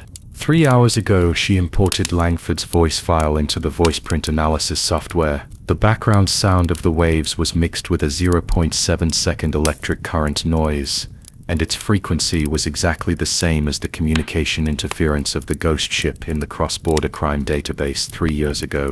"The Neptune is just a cover," she whispered into the intercom. "Operation Zero is in the mental hospital, infiltrating from the north and south sides simultaneously. I'm going to the main control room. You go to the basement." Lucas's voice was filled with the sound of metallic friction. "We just intercepted the information of Langford's private flight. The plane landed at the northern suburban airport of Quebec half an hour ago." The sound of hanging up came from the headset. Eleanor pulled off her tactical gloves and pressed her fingertips to her temples. The game simulator began to work. The surveillance footage unfolded in 3D. In her mind, the guards in black changed shifts every 12 minutes. The blind spot of the camera on the east wall had a gap of 37 seconds, and the combination lock was an old-fashioned mechanical turntable that took 1 minute and 43 seconds to crack. She glanced at her watch. There was a rustling sound in the bushes outside the wall. Eleanor slid along the wall to the blind spot of the camera, and the tips of her tactical boots tapped lightly on the ground. There was nothing underneath the cement, just as she had deduced. She took out a wire hook, hooked it onto the convex edge of the wall, and used the force to climb over the wall. The surveillance camera just turned to the other side. At the same time, Lucas squatted at the drainage pipe on the west side of the mental hospital. The foul smell of moisture filled his nostrils. He used a tactical knife to pry open the rusty iron fence, and the screen of his cell phone lit up. The locator signal showed that Coleman's drawer was moving towards Area B in the basement. As he crawled into the pipe, his trouser legs scraped against the protruding steel bars and blood oozed out. But he did not stop. The lights in the basement suddenly came on. Lucas stuck to the exit of the pipe and saw 6 or 7 people in hospital gowns chained to the wall. Their eyes were dazed. Some of them dug their fingernails into their wrists, leaving black scabs on the blood marks. Some of them kept repeating, "Subject number 13, and their voices sounded like rusty gears. "Hey." He took out the gummy bear Clara gave him and threw it to the man closest to him. "Have you tried this?" The man suddenly raised his head. His pupils were gray and bloodshot. "We are not human." His saliva dripped down his chin onto the concrete floor. "We are just tools. Mirrors." Suddenly, an alarm sounded overhead. Eleanor's hand paused on the combination dial. The game simulator showed that the guard changing time was 22:59, but it was only 22:52. Someone triggered the alarm in advance. She pulled off the silenced pistol from her waist and groped her way to the door of the main control room, along the wall. The door lock had been violently broken. "Isabel?" David Langford's voice came from the other side of the door. "Target A escaped. Level 2 lockdown has been activated." Another female voice was as calm as a machine, but the positioning signal of Target B disappeared in Area C. Eleanor looked through the crack in the door. David, wearing a dark gray suit, stood in front of the operating table with his back to her. The red words "Mirror Project Final Activation" were jumping on the screen. Isabel, wearing white gloves, danced on the keyboard with her fingertips, her hair hanging down to cover half of her face. She took out a miniature camera and pointed it at the operating table. "Substitute activation procedure. Liam Hawke, Target B. Caregiver, Target A. Upload the evidence," she whispered into the headset. Now, the iron chains in the basement suddenly made a loud noise.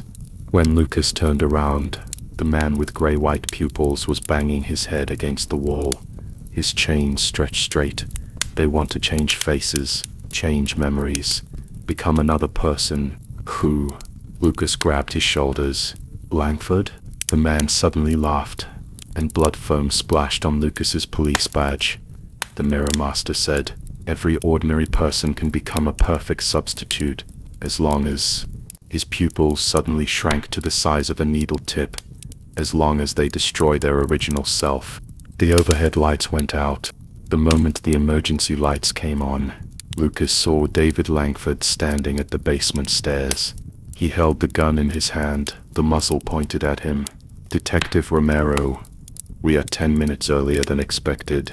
It It's better to arrive early so you can see clearly. Lucas took a half step back and touched the gun on his back. Who is playing tricks in the mirror?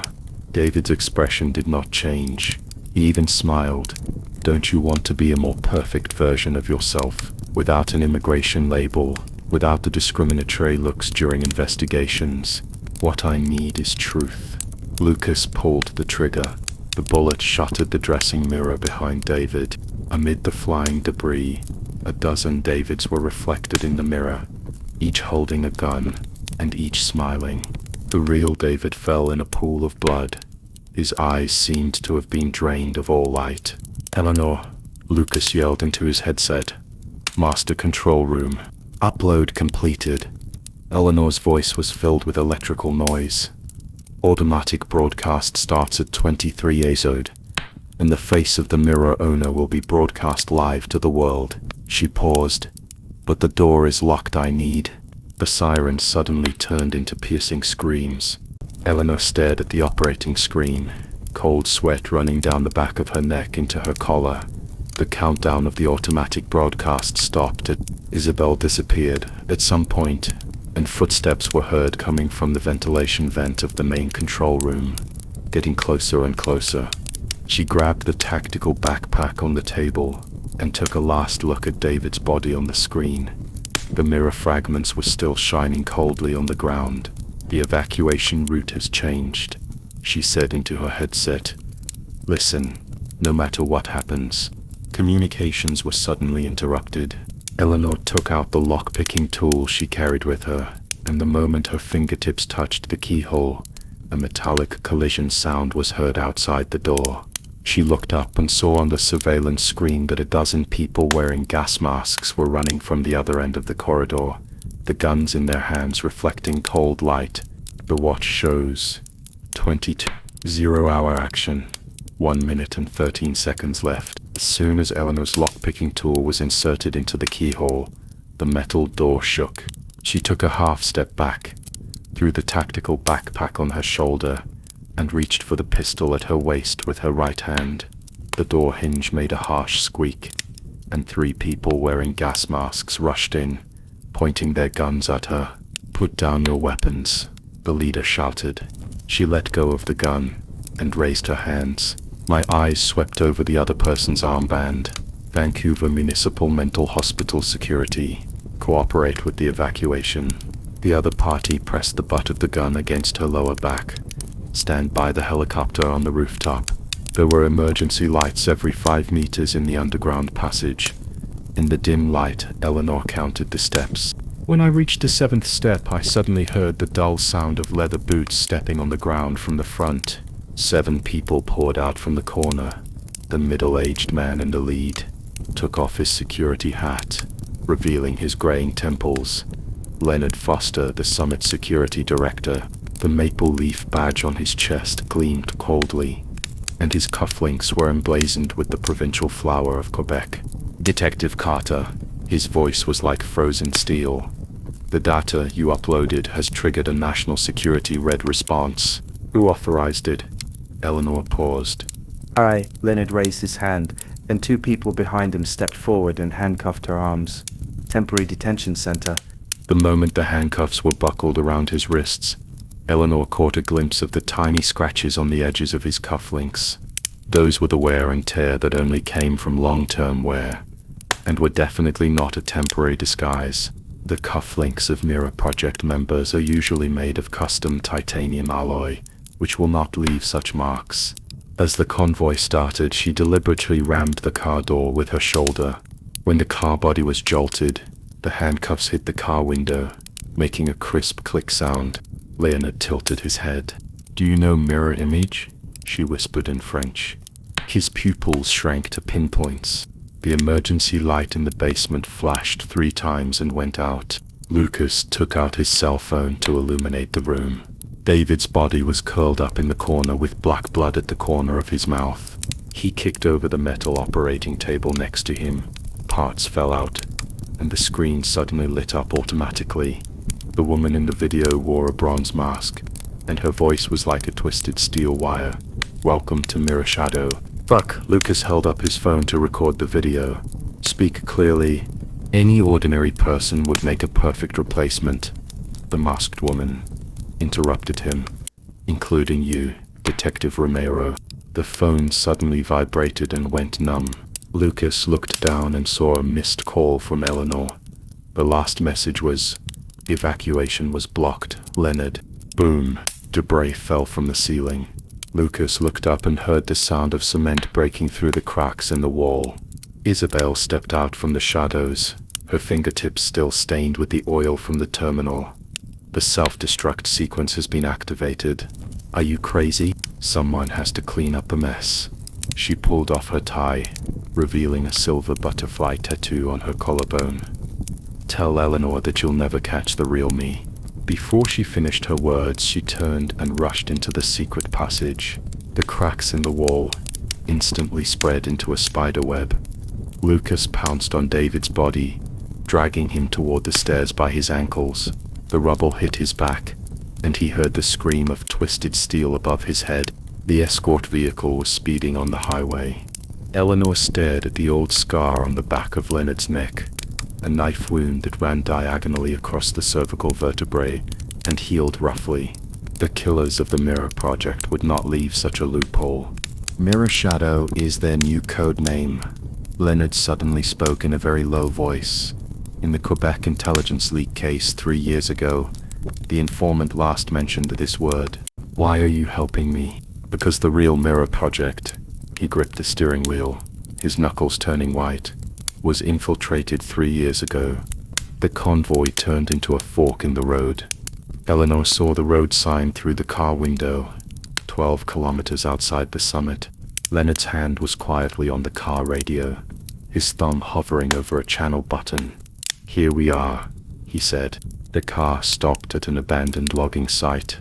When Leonard got out of the car and opened the back door, a silver light flashed on his cuffs. That was the channel button he had just pressed. Engraved with the abbreviation Shadow, the drone's infrared camera swept across the ruins of the mental hospital. The ventilation duct under the broken wall suddenly trembled, and a gloved hand grabbed the edge. The moment the figure crawled out, the moonlight illuminated his face. That's not David Langford. No wrinkles, no nasolabial folds. Even the pupil color is different. He looked up at the drone, smiled, turned and disappeared into the woods. The car radio suddenly started to make noises. Leonard glanced at Eleanor and pressed the channel button. The target has been moved. A vague male voice came from the noise of the electric current. Take her to the command post. Eleanor stared at his profile. The wind lifted his collar, revealing a faint blue tattoo beneath the scar on the back of his neck. It was the internal markings of the Canadian National Security Agency. She suddenly understood what he meant by that sentence. The real Mirror Project has long since changed its owner. Leonard's car rolled over the gravel of the logging camp. Eleanor followed him into the tin shed, the metal door scraping loudly behind them. He bent down and pressed the protruding rivets on the wall, and a wooden board sank, revealing a staircase leading downwards. 3 years ago, in the Quebec leak case, the informant finally said that mirror image is changing blood. Leonard's leather shoes tapped on the concrete steps. I checked for 2 years and found that all the experimental subject files of the Mirror Image Project had been replaced, including David Langford. The lights in the underground command post suddenly came on. Eleanor saw surveillance screens hanging all over the wall, and the picture in the middle was a drone's view of the outside of the summit. Leonard opened the safe, took out a black tablet, and quickly swiped his finger across the screen. This is the encrypted file intercepted last week. Mirror Image is not a branch of Mirror Image. It is... He paused. It is the wolf that eats Mirror Image. Several comparison pictures popped up on the tablet. On the left was a middle-aged man wearing gold-rimmed glasses, and on the right was the face of David from the ruins. The bone structure was exactly the same, but the skin was an unnatural pearly white. They cover the test subjects with artificially grown skin. Leonard tapped the screen. The failed replacements will be cleaned up, and the successful ones, he raised his eyes, will become new pawns. Eleanor's phone vibrated. Maya's message popped up. The fake corpse's facial muscle texture is abnormal, and the skin shows signs of layered growth. She was about to reply when another call came in. It was Lucas, and there were sirens in the background. Maya said you were struggling with biological camouflage technology. Lucas's voice was low. Isabel ran away, and David's body was a fake. I know. Eleanor looked at Leonard. Continue to check the shipping records on the US-Mexico border, and focus on the maintenance logs of Harper's freighters. When I hung up the phone, Leonard handed me a cup of black coffee. There was half a silver chip at the bottom of the cup. This is the access permission for the Summit database. The core of mirror image. He pointed to the map of the St. Lawrence River on the wall. It's at the bottom of the river. At the same time, in the Los Angeles apartment, Clara was packing Liam's brother's belongings into cardboard boxes. A hardcover notebook slid out of the old jacket, with 2023 Tilo 4Y24 Point Quebec written in pencil on the inside of the cover.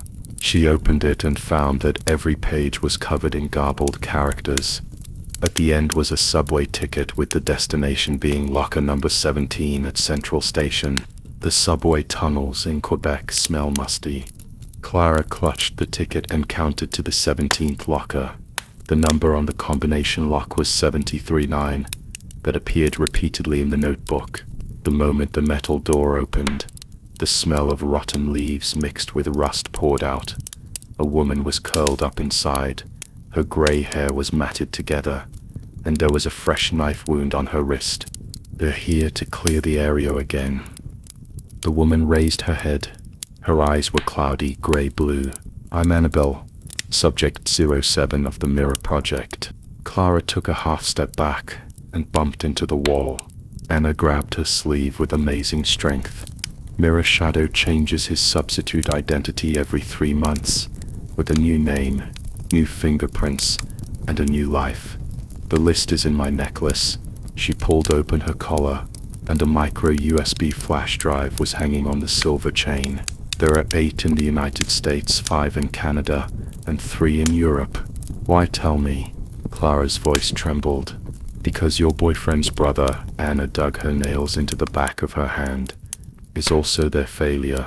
The surveillance camera in the underground command post suddenly flickered. Leonard stared at the red dots on the screen that suddenly went out and grabbed his coat. The Summit security system has been hacked. I have to go deal with it. He stuffed the tablet into Eleanor's arms. In 2 hours, someone will pick you up at the St. Lawrence River Pier. What about Lucas? Eleanor clutched the USB drive tightly. He's on his way. Leonard walked towards the elevator and turned back. Remember, Mirror Shadow doesn't want money. He wants... The alarm sounded suddenly. Eleanor watched his back disappear into the elevator and looked down at the tablet. The file at the bottom was titled Mother's File, Carter Mary, a name she had never seen before, and the woman in the photo was wearing the same emerald earrings as hers, and had a silver butterfly tattoo on the back of her neck. Winds from the St. Lawrence River flow in through the vents. Eleanor reached for the USB drive in her pocket, and her fingertips felt the burrs on the edge. The sound of sirens came from the distance, getting closer and clearer, and the secrets at the bottom of the river have just begun to awaken. Eleanor was stuffing her tablet into a waterproof bag when the wind from the St. Lawrence River Pier brought the smell of rust into her collar. Have you been waiting long? A familiar voice came from behind. Lucas's combat boots stepped on the gravel. His tactical vest was still stained with dust from the overnight flight from Los Angeles, and he was holding 2 diving cylinders in his hands. The someone to pick me up that Leonard mentioned was him. I have the authorization chip that Reynard gave me. Eleanor pointed to the waterproof bag on her chest. Juan is waiting at the old freighter downstream. Lucas nodded, took out his phone and swiped it twice. Clara just sent a message saying that Anna is with her. That woman. He paused. Said that Jing Yang's replacement list is in the micro USB drive, and she is coming over now. No. Eleanor turned and walked towards the boat dock. The riverbed is too dangerous. She insisted on coming. Lucas followed. She said that the people in the cryo chamber had her original. The deck of the old freighter was caked with salt. Juan poked his head out of the cabin, his silver beard stained with water droplets, holding a tablet in his hand. The satellite image has just been updated. He shook the screen, and on the sonar scan of a certain place on the bottom of the river, a regular rectangular outline emerged in the dark green shadow, an abnormal structure, 70 meters long and wide, with a vent. Reynard's diving boat has arrived. Eleanor glanced at her watch and saw a white support ship breaking through the waves in the distance. Anna's hands were shaking as she changed her equipment. She was wearing an ill-fitting wetsuit and had an old scar on the back of her neck, the same spot where the silver butterfly tattoo appeared on the photo of her mother on Eleanor's tablet. Eleanor paused her fingertips and said nothing. Remember, Juan attached the locator to Eleanor's oxygen tank. If there is no signal in 3 hours, I will send a Navy submarine to bomb her. Save the torpedoes. Lucas patted his shoulder. We want living evidence. The light at the bottom of the river was like glass soaked in ink. Eleanor's diving light swept across the turbid water, and the deduction simulator unfolded a 3D model in her mind. The direction of the water flow was 15 degrees southeast of north, and the ventilation hole of the abnormal structure should be. She suddenly raised her hand, and a light beam froze on the rock wall on the right. In the palm-sized cement crack, the metal pipe showed half an inch of edges. Drain, she gestured, and Lucas nodded, pulling out his diving knife and prying up the cement block. The water flowing out of the pipe suddenly became faster, and Eleanor's deduction model was instantly reconstructed. There are patrol robots. The 3 men clung to the rock wall. The sound of metal friction came from far away, and the moment the blue-purple searchlight swept over their hiding place, Eleanor's heart beat so violently that her mask began to hurt. It wasn't until the shadow turned the corner that Lucas patted her on the back and said, "Let's go." The pipe was narrower than expected. Anna's oxygen mask scraped against the rock wall, making a harsh scraping sound. Eleanor's simulator suddenly flashed. There was a heat sensor 30 meters ahead. She grabbed the 2 of them and pointed above their heads. Removed the screws. Lucas used his tactical knife to loosen the rusted nut, and the 3 of them squeezed into the maintenance passage above. The smell of mold mixed with the sweet smell of chemicals hit me in the face. The metal door at the end was shining coldly, and a faint blue light was visible through the crack of the door. Behind the door is hell. The rows of freezer compartments are like giant coffins, with familiar faces floating in the light blue liquid. The Canadian Minister of Energy, the president of a Mexican multinational pharmaceutical company, and even the EU Trade Commissioner, who was assassinated in Paris 3 months ago. Anna's oxygen tank issued a rapid alarm. She rushed to the edge of the cabin, her nails scratching the glass. This is my goal. They reshaped my personality, learned her handwriting, memorized her schedule. Look at this. Lucas's voice came from the control center. Global communication signals were flashing on the screen in front of him, and the scrolling codes repeatedly showed Dawn, synchronous replacement. Lucas quickly tapped the keyboard and suddenly frowned. There is a firewall, and permission is required. Eleanor took out the silver chip given by Leonard. The moment the port was plugged in, an alarm ripped through the air. A video popped up on the screen. A man in a white coat stood in front of the cryostat. As the camera scanned each pod, his voice was cold. When the target shows a weakness, illness, scandal, accident, the replacement of the mirror image will become the new them in the most perfect posture. Countdown 18 hours. Lucas pointed to the red number in the corner of the screen. Operation Dawn starts. Eleanor's decompression device suddenly flashed wildly. She looked at Anna, who was staring at the number on the cabin. 07. The same number engraved on the micro USB flash drive around her neck. Liam's brother. Anna suddenly grabbed her wrist. His number is 019. They said he is emotionally unstable and a failure, so kill him and let Liam take the blame. Lucas clenched his fists. Sebastian is just a small role. Mirror Shadow is, let's deal with the one in front of us first. Eleanor pressed the destroy button on the console. The alarm in the cryo chamber suddenly increased, and the blue liquid began to boil. Let's go. She pulled down her back, while Lucas followed behind and kicked away the patrol robot that was blocking the way. There was a loud bang of glass breaking behind me. When Eleanor's diving light shone on the exit, the entire underwater building began to tilt. The moment she jumped into the sewer pipe, the concrete ceiling above her head collapsed, and the rubble hit the oxygen cylinder with a crisp cracking sound. Hold your breath. Lucas's voice was muffled. The three of them were tumbling in the muddy water. Eleanor touched the protrusion on the rock wall and pulled it hard. Suddenly, a dazzling white light appeared in front of her eyes. As they surfaced, the support ship's searchlights were sweeping over them. Juan's voice mixed with the sound of sirens. Pull the rope. The moment Eleanor was pulled onto the boat, she looked back at the river bottom. The blue light under the water was dissipating, but she clearly saw that before the last ray of light went out, the number plate of a certain freezer flashed. The woman with emerald earrings in the photo, the silver butterfly tattoo on the back of her neck, and the light blue birthmark behind her ear perfectly overlapped. Eleanor. Lucas waved his hand in front of her eyes.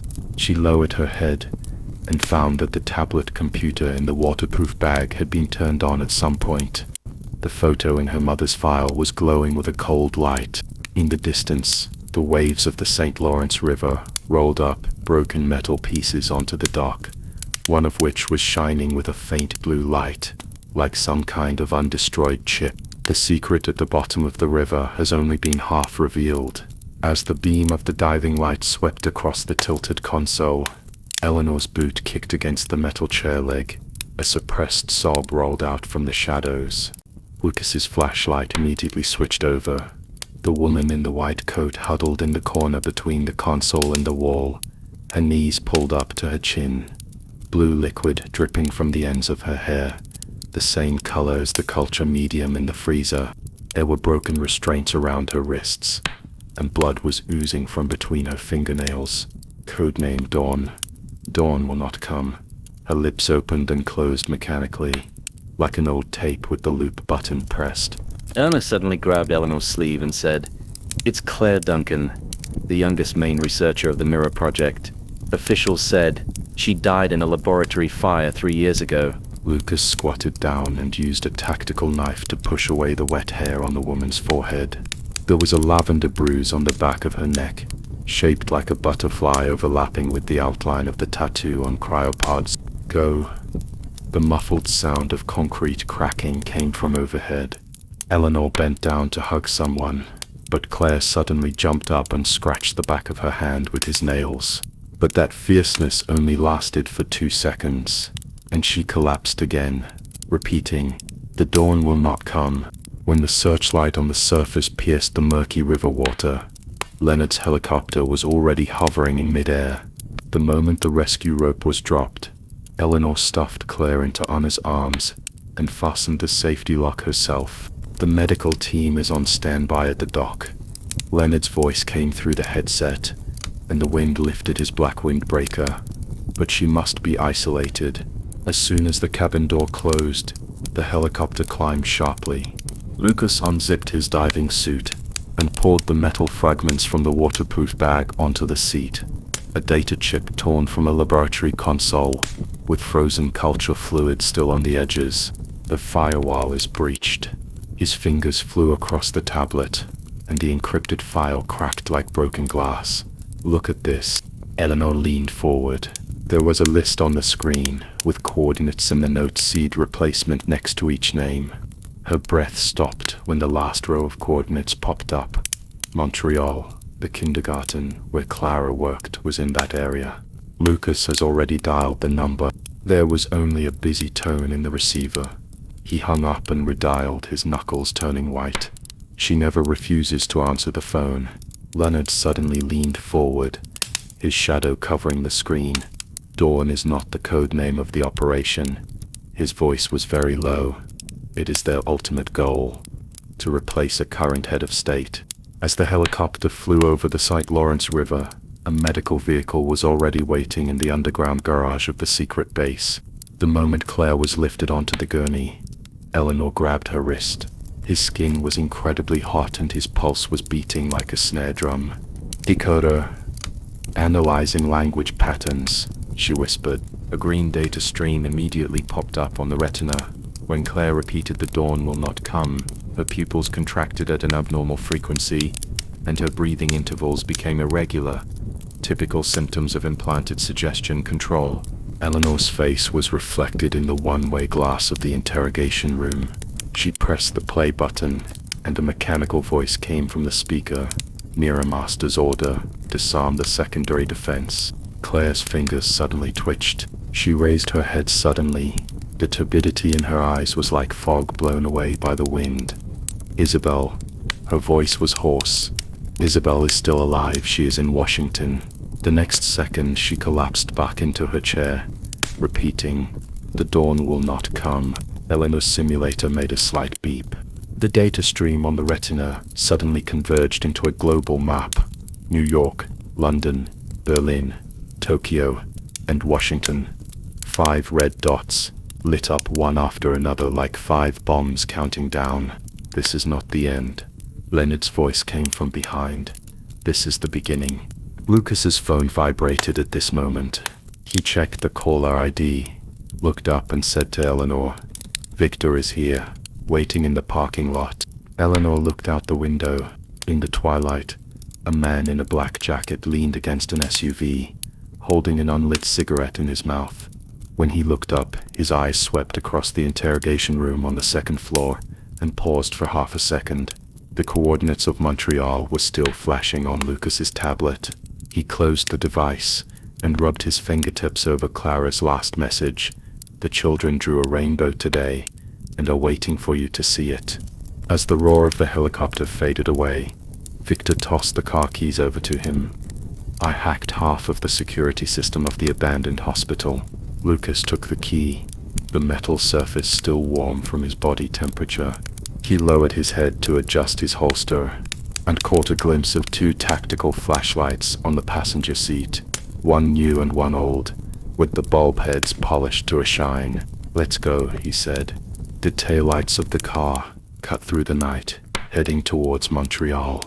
Victor drummed his knuckles on the steering wheel as the SUV rolled over the gravel roads outside Montreal. There are 30 seconds left before entering the camera's blind spot. He glanced at his modified phone, the green code flashing on the screen. "Fire escape on the east side of the first floor. There are new scratches on the door handle. They were here 3 days ago."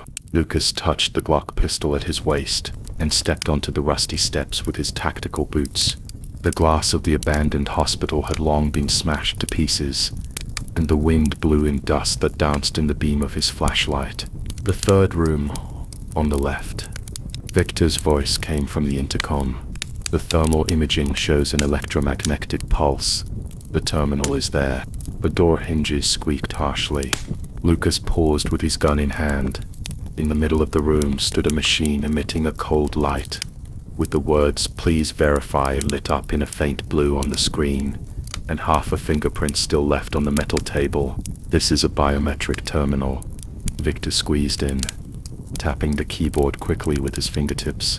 "The model is Cybertech X7, and only government secret services can use it." He suddenly stopped, and a string of encrypted codes popped up on the screen. Matching record. The last verification time was 72 hours ago.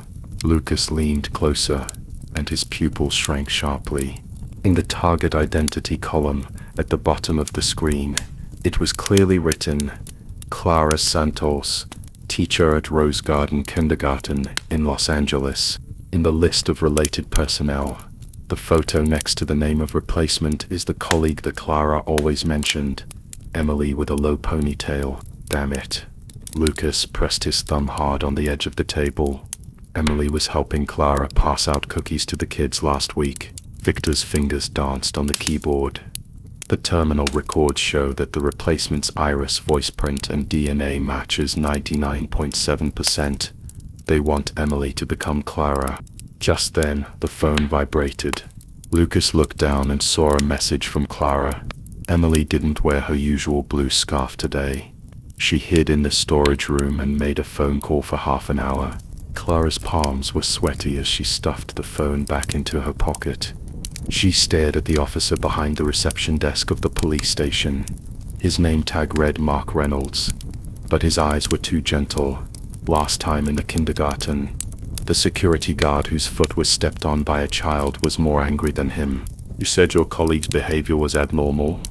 Reynolds flipped through the notebook and the tip of his pen stopped at the suspicious characteristics column. Clara swallowed and quietly pressed her fingertips against the recording button of the phone in her pocket. She always looks at her watch, she said in a trembling voice. Yesterday I passed by the storeroom and heard her say, "The rain at dawn will wet the rainbow."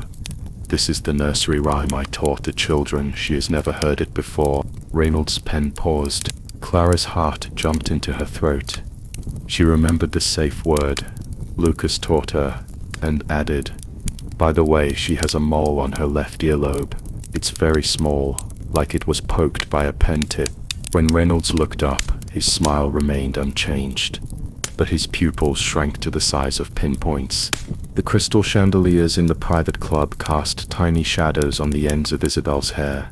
She held the champagne glass and looked over the rim of the glass to the man opposite her, David Blackwood, special advisor to the U.S. State Department. At this moment he was stirring coffee with a silver spoon. The light sound of the spoon handle hitting the porcelain cup was like some kind of secret signal. "Harper's mistake caused us to lose a line." Isabel's voice was as cold as if it was dipped in ice. "But the Dawn Project will not stop." David put down the silver spoon and put his knuckles to his chin. "The White House security system has been upgraded. That's why I need you." Isabel took out a USB drive from her handbag and pushed it across the table. "It contains the biological data of the replacement. Remember, when the rainbow appears, the rain will stop." There was a very slight click sound coming from the ceiling. In the van 2 kilometers away, Lucas stared at the laptop. Isabel's lips opened and closed in the screen, and the sound came clearly through the microphone of the micro camera. When he pressed the save button, veins popped up on the back of his hand. The location Clara had just sent showed that she was in the 5th precinct, and on the precinct's duty roster, Mark Reynolds' name had been marked as a mirror shadow infiltration target. 3 days ago, Eleanor's decompression device projected a scan of David's face onto her retina. She magnified the shadow on the left side of the nose bridge and compared it with the mirror shadow senior file in the laboratory data. The contour, bone direction, and even the tiny distribution of subcutaneous blood vessels were completely consistent. Washington intelligence. She picked up the phone. Eleanor Carter, of the Vancouver Crime Unit, requesting surveillance on David Blackwood. "Here, we have received your comparison results." The other party's voice suddenly became serious. 20 minutes ago, he entered the east wing of the White House. The visit record shows that it was an immediate security meeting. Eleanor's fingers clenched around the corner of the table. A new email popped up on the screen, and attached was the surveillance video sent by Lucas. The scene of Isabel pushing the USB drive to David, so clear that the scratches on the USB drive's casing could be seen. The oak door of the east wing of the White House slowly closed behind David. When the guard at the end of the corridor looked away, he touched the USB flash drive in the inner pocket of his suit, and a faint smile appeared on the corner of his mouth. Outside the building, the American flag fluttered in the evening breeze. Lucas's phone vibrated. It was a text message from the Washington Intelligence Department. "Temporary investigation authority approved. Coordinates to be sent." He looked at the old tactical flashlight on the passenger seat. It was a gift from Clara for his birthday last year, and the bulb was polished to a shine. "Go," he said to Victor, and stepped on the accelerator. In the darkness of the night, 2 car lights were like 2 sharp blades cutting the road to Washington. Lucas's tactical flashlight was in his pants pocket, pressing against his thigh. He looked down at his name tag, Cormac Taylor. Technical Support, Department of Homeland Security. There were burrs on the edge of the stamp. Victor had rushed to make it, with a forging machine half an hour ago. Eleanor stood 3 steps to his right, the hem of her black suit just covering the holster at her ankle, and the heels of their leather shoes tapped in sync on the marble floor. ID. The security guard at the front desk glanced at them. Eleanor handed over her work ID and quickly ran her finger over the biometric area. The simulator projected the security guard's iris data onto her retina. It was exactly the same as the security personnel file released by the State Department 3 days ago. When the gate opened with a click, Lucas smelled the faint scent of cedar perfume on Eleanor, which she used when she was nervous. David Blackwood's office is in the back room of the 7th floor. When Lucas used the master key to pry open the access lock, the sound of metal friction made the back of his neck tighten. Eleanor was already crouching under the desk, with a micro eavesdropper attached to the back of the walnut partition. The sizzling sound of the adhesive being torn off was louder than her heartbeat. The vent. She pointed to the ceiling. Lucas stepped onto the swivel chair and rested his palms on the edge of the metal grill. The position indicated by the simulator was on the 3rd horizontal bar. Eleanor had used 3D simulation this morning, and the angle here could cover the entire conference table. The miniature camera was only the size of a fingernail. As he was sticking it on with tweezers, he heard footsteps coming from the corridor. By the door in 3 seconds. Eleanor's voice was like an icicle. Lucas held his finger over the grate until the footsteps died away. The moment he put down the grill, his phone vibrated. Victor sent a message. David's meeting is moved up. Be in the office in 10 minutes. They both looked up at the same time. Eleanor pulled off her white gloves and stuffed them into her trouser pockets while Lucas pushed the swivel chair back into place. When the doorknob turned, they happened to be standing in front of the window, pretending to dig the newly installed air purifier. Who are you? David's voice came from behind. Technical Support Department. Come and check the anti-eavesdropping system of the communication equipment. Eleanor turned around, and the deduction device automatically scanned the other party's pupils. The degree of dilation was normal, and there was no doubt. David nodded, and when the briefcase was placed on the table, Lucas caught a glimpse of a USB flash drive, with a corner exposed. The scratch was in the exact same position as the one Isabel handed him in the surveillance video. As soon as possible, David checked his watch. There's a meeting in 10 minutes. The moment the door closed, Eleanor's nails dug into her palms. When the meeting started, Lucas was monitoring the car downstairs and heard the noises coming from David's office through his headphones. Eleanor was in a safe house 2 kilometers away, and the deducer was analyzing the voice prints of 7 people in real time, 3 of whom were senators and 2 were White House security advisors. The candidate's Holter monitor needs to be adjusted. A hoarse male voice sounded.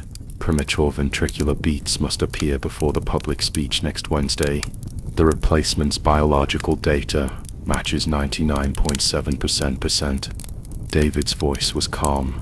The final step of the Rainbow Project requires the State Department to issue temporary diplomatic immunity. Dawn start time.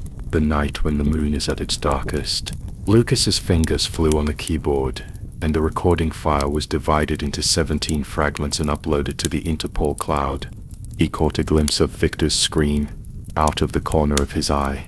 The upload progress was 98.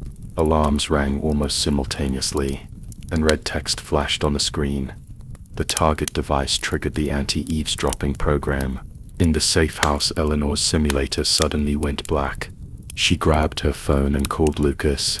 Isabel moved. In Vancouver, Maya's phone call was just connected. Isabel's office has an abnormal signal, with high-frequency pulses. She is destroying data. Intercepted. Victor's roar echoed throughout the surveillance car. She activated the emergency transmission device. The target IP is in Tijuana, Mexico. The vehicle has been tracked. It's a black Lincoln with a diplomatic license plate. It's heading toward Highway 15. Eleanor's simulator came back on, and David's meeting continued on the screen. She turned up the volume and paused. David's voice was mixed with the crisp sound of teacups clinking. Harold Green will handle the FBI's tail. Evacuate, she yelled into the phone. Harold has been infiltrated, they're clearing out. Lucas pulled out the headphone cord and slammed the door of the surveillance car. Eleanor had compressed the chain of evidence into an encrypted file and sent it to an independent monitoring agency via an anonymous email address on the dark web. The moment the send button was pressed, she heard the sound of sirens getting closer and closer outside the window. In the corridor of the east wing of the White House, David had just finished a meeting. He touched the USB flash drive in his inner pocket, and when he turned around, his way was blocked by 4 plainclothes officers. The leader showed his ID. David Blackwood, you are under arrest for suspected subversion of state power.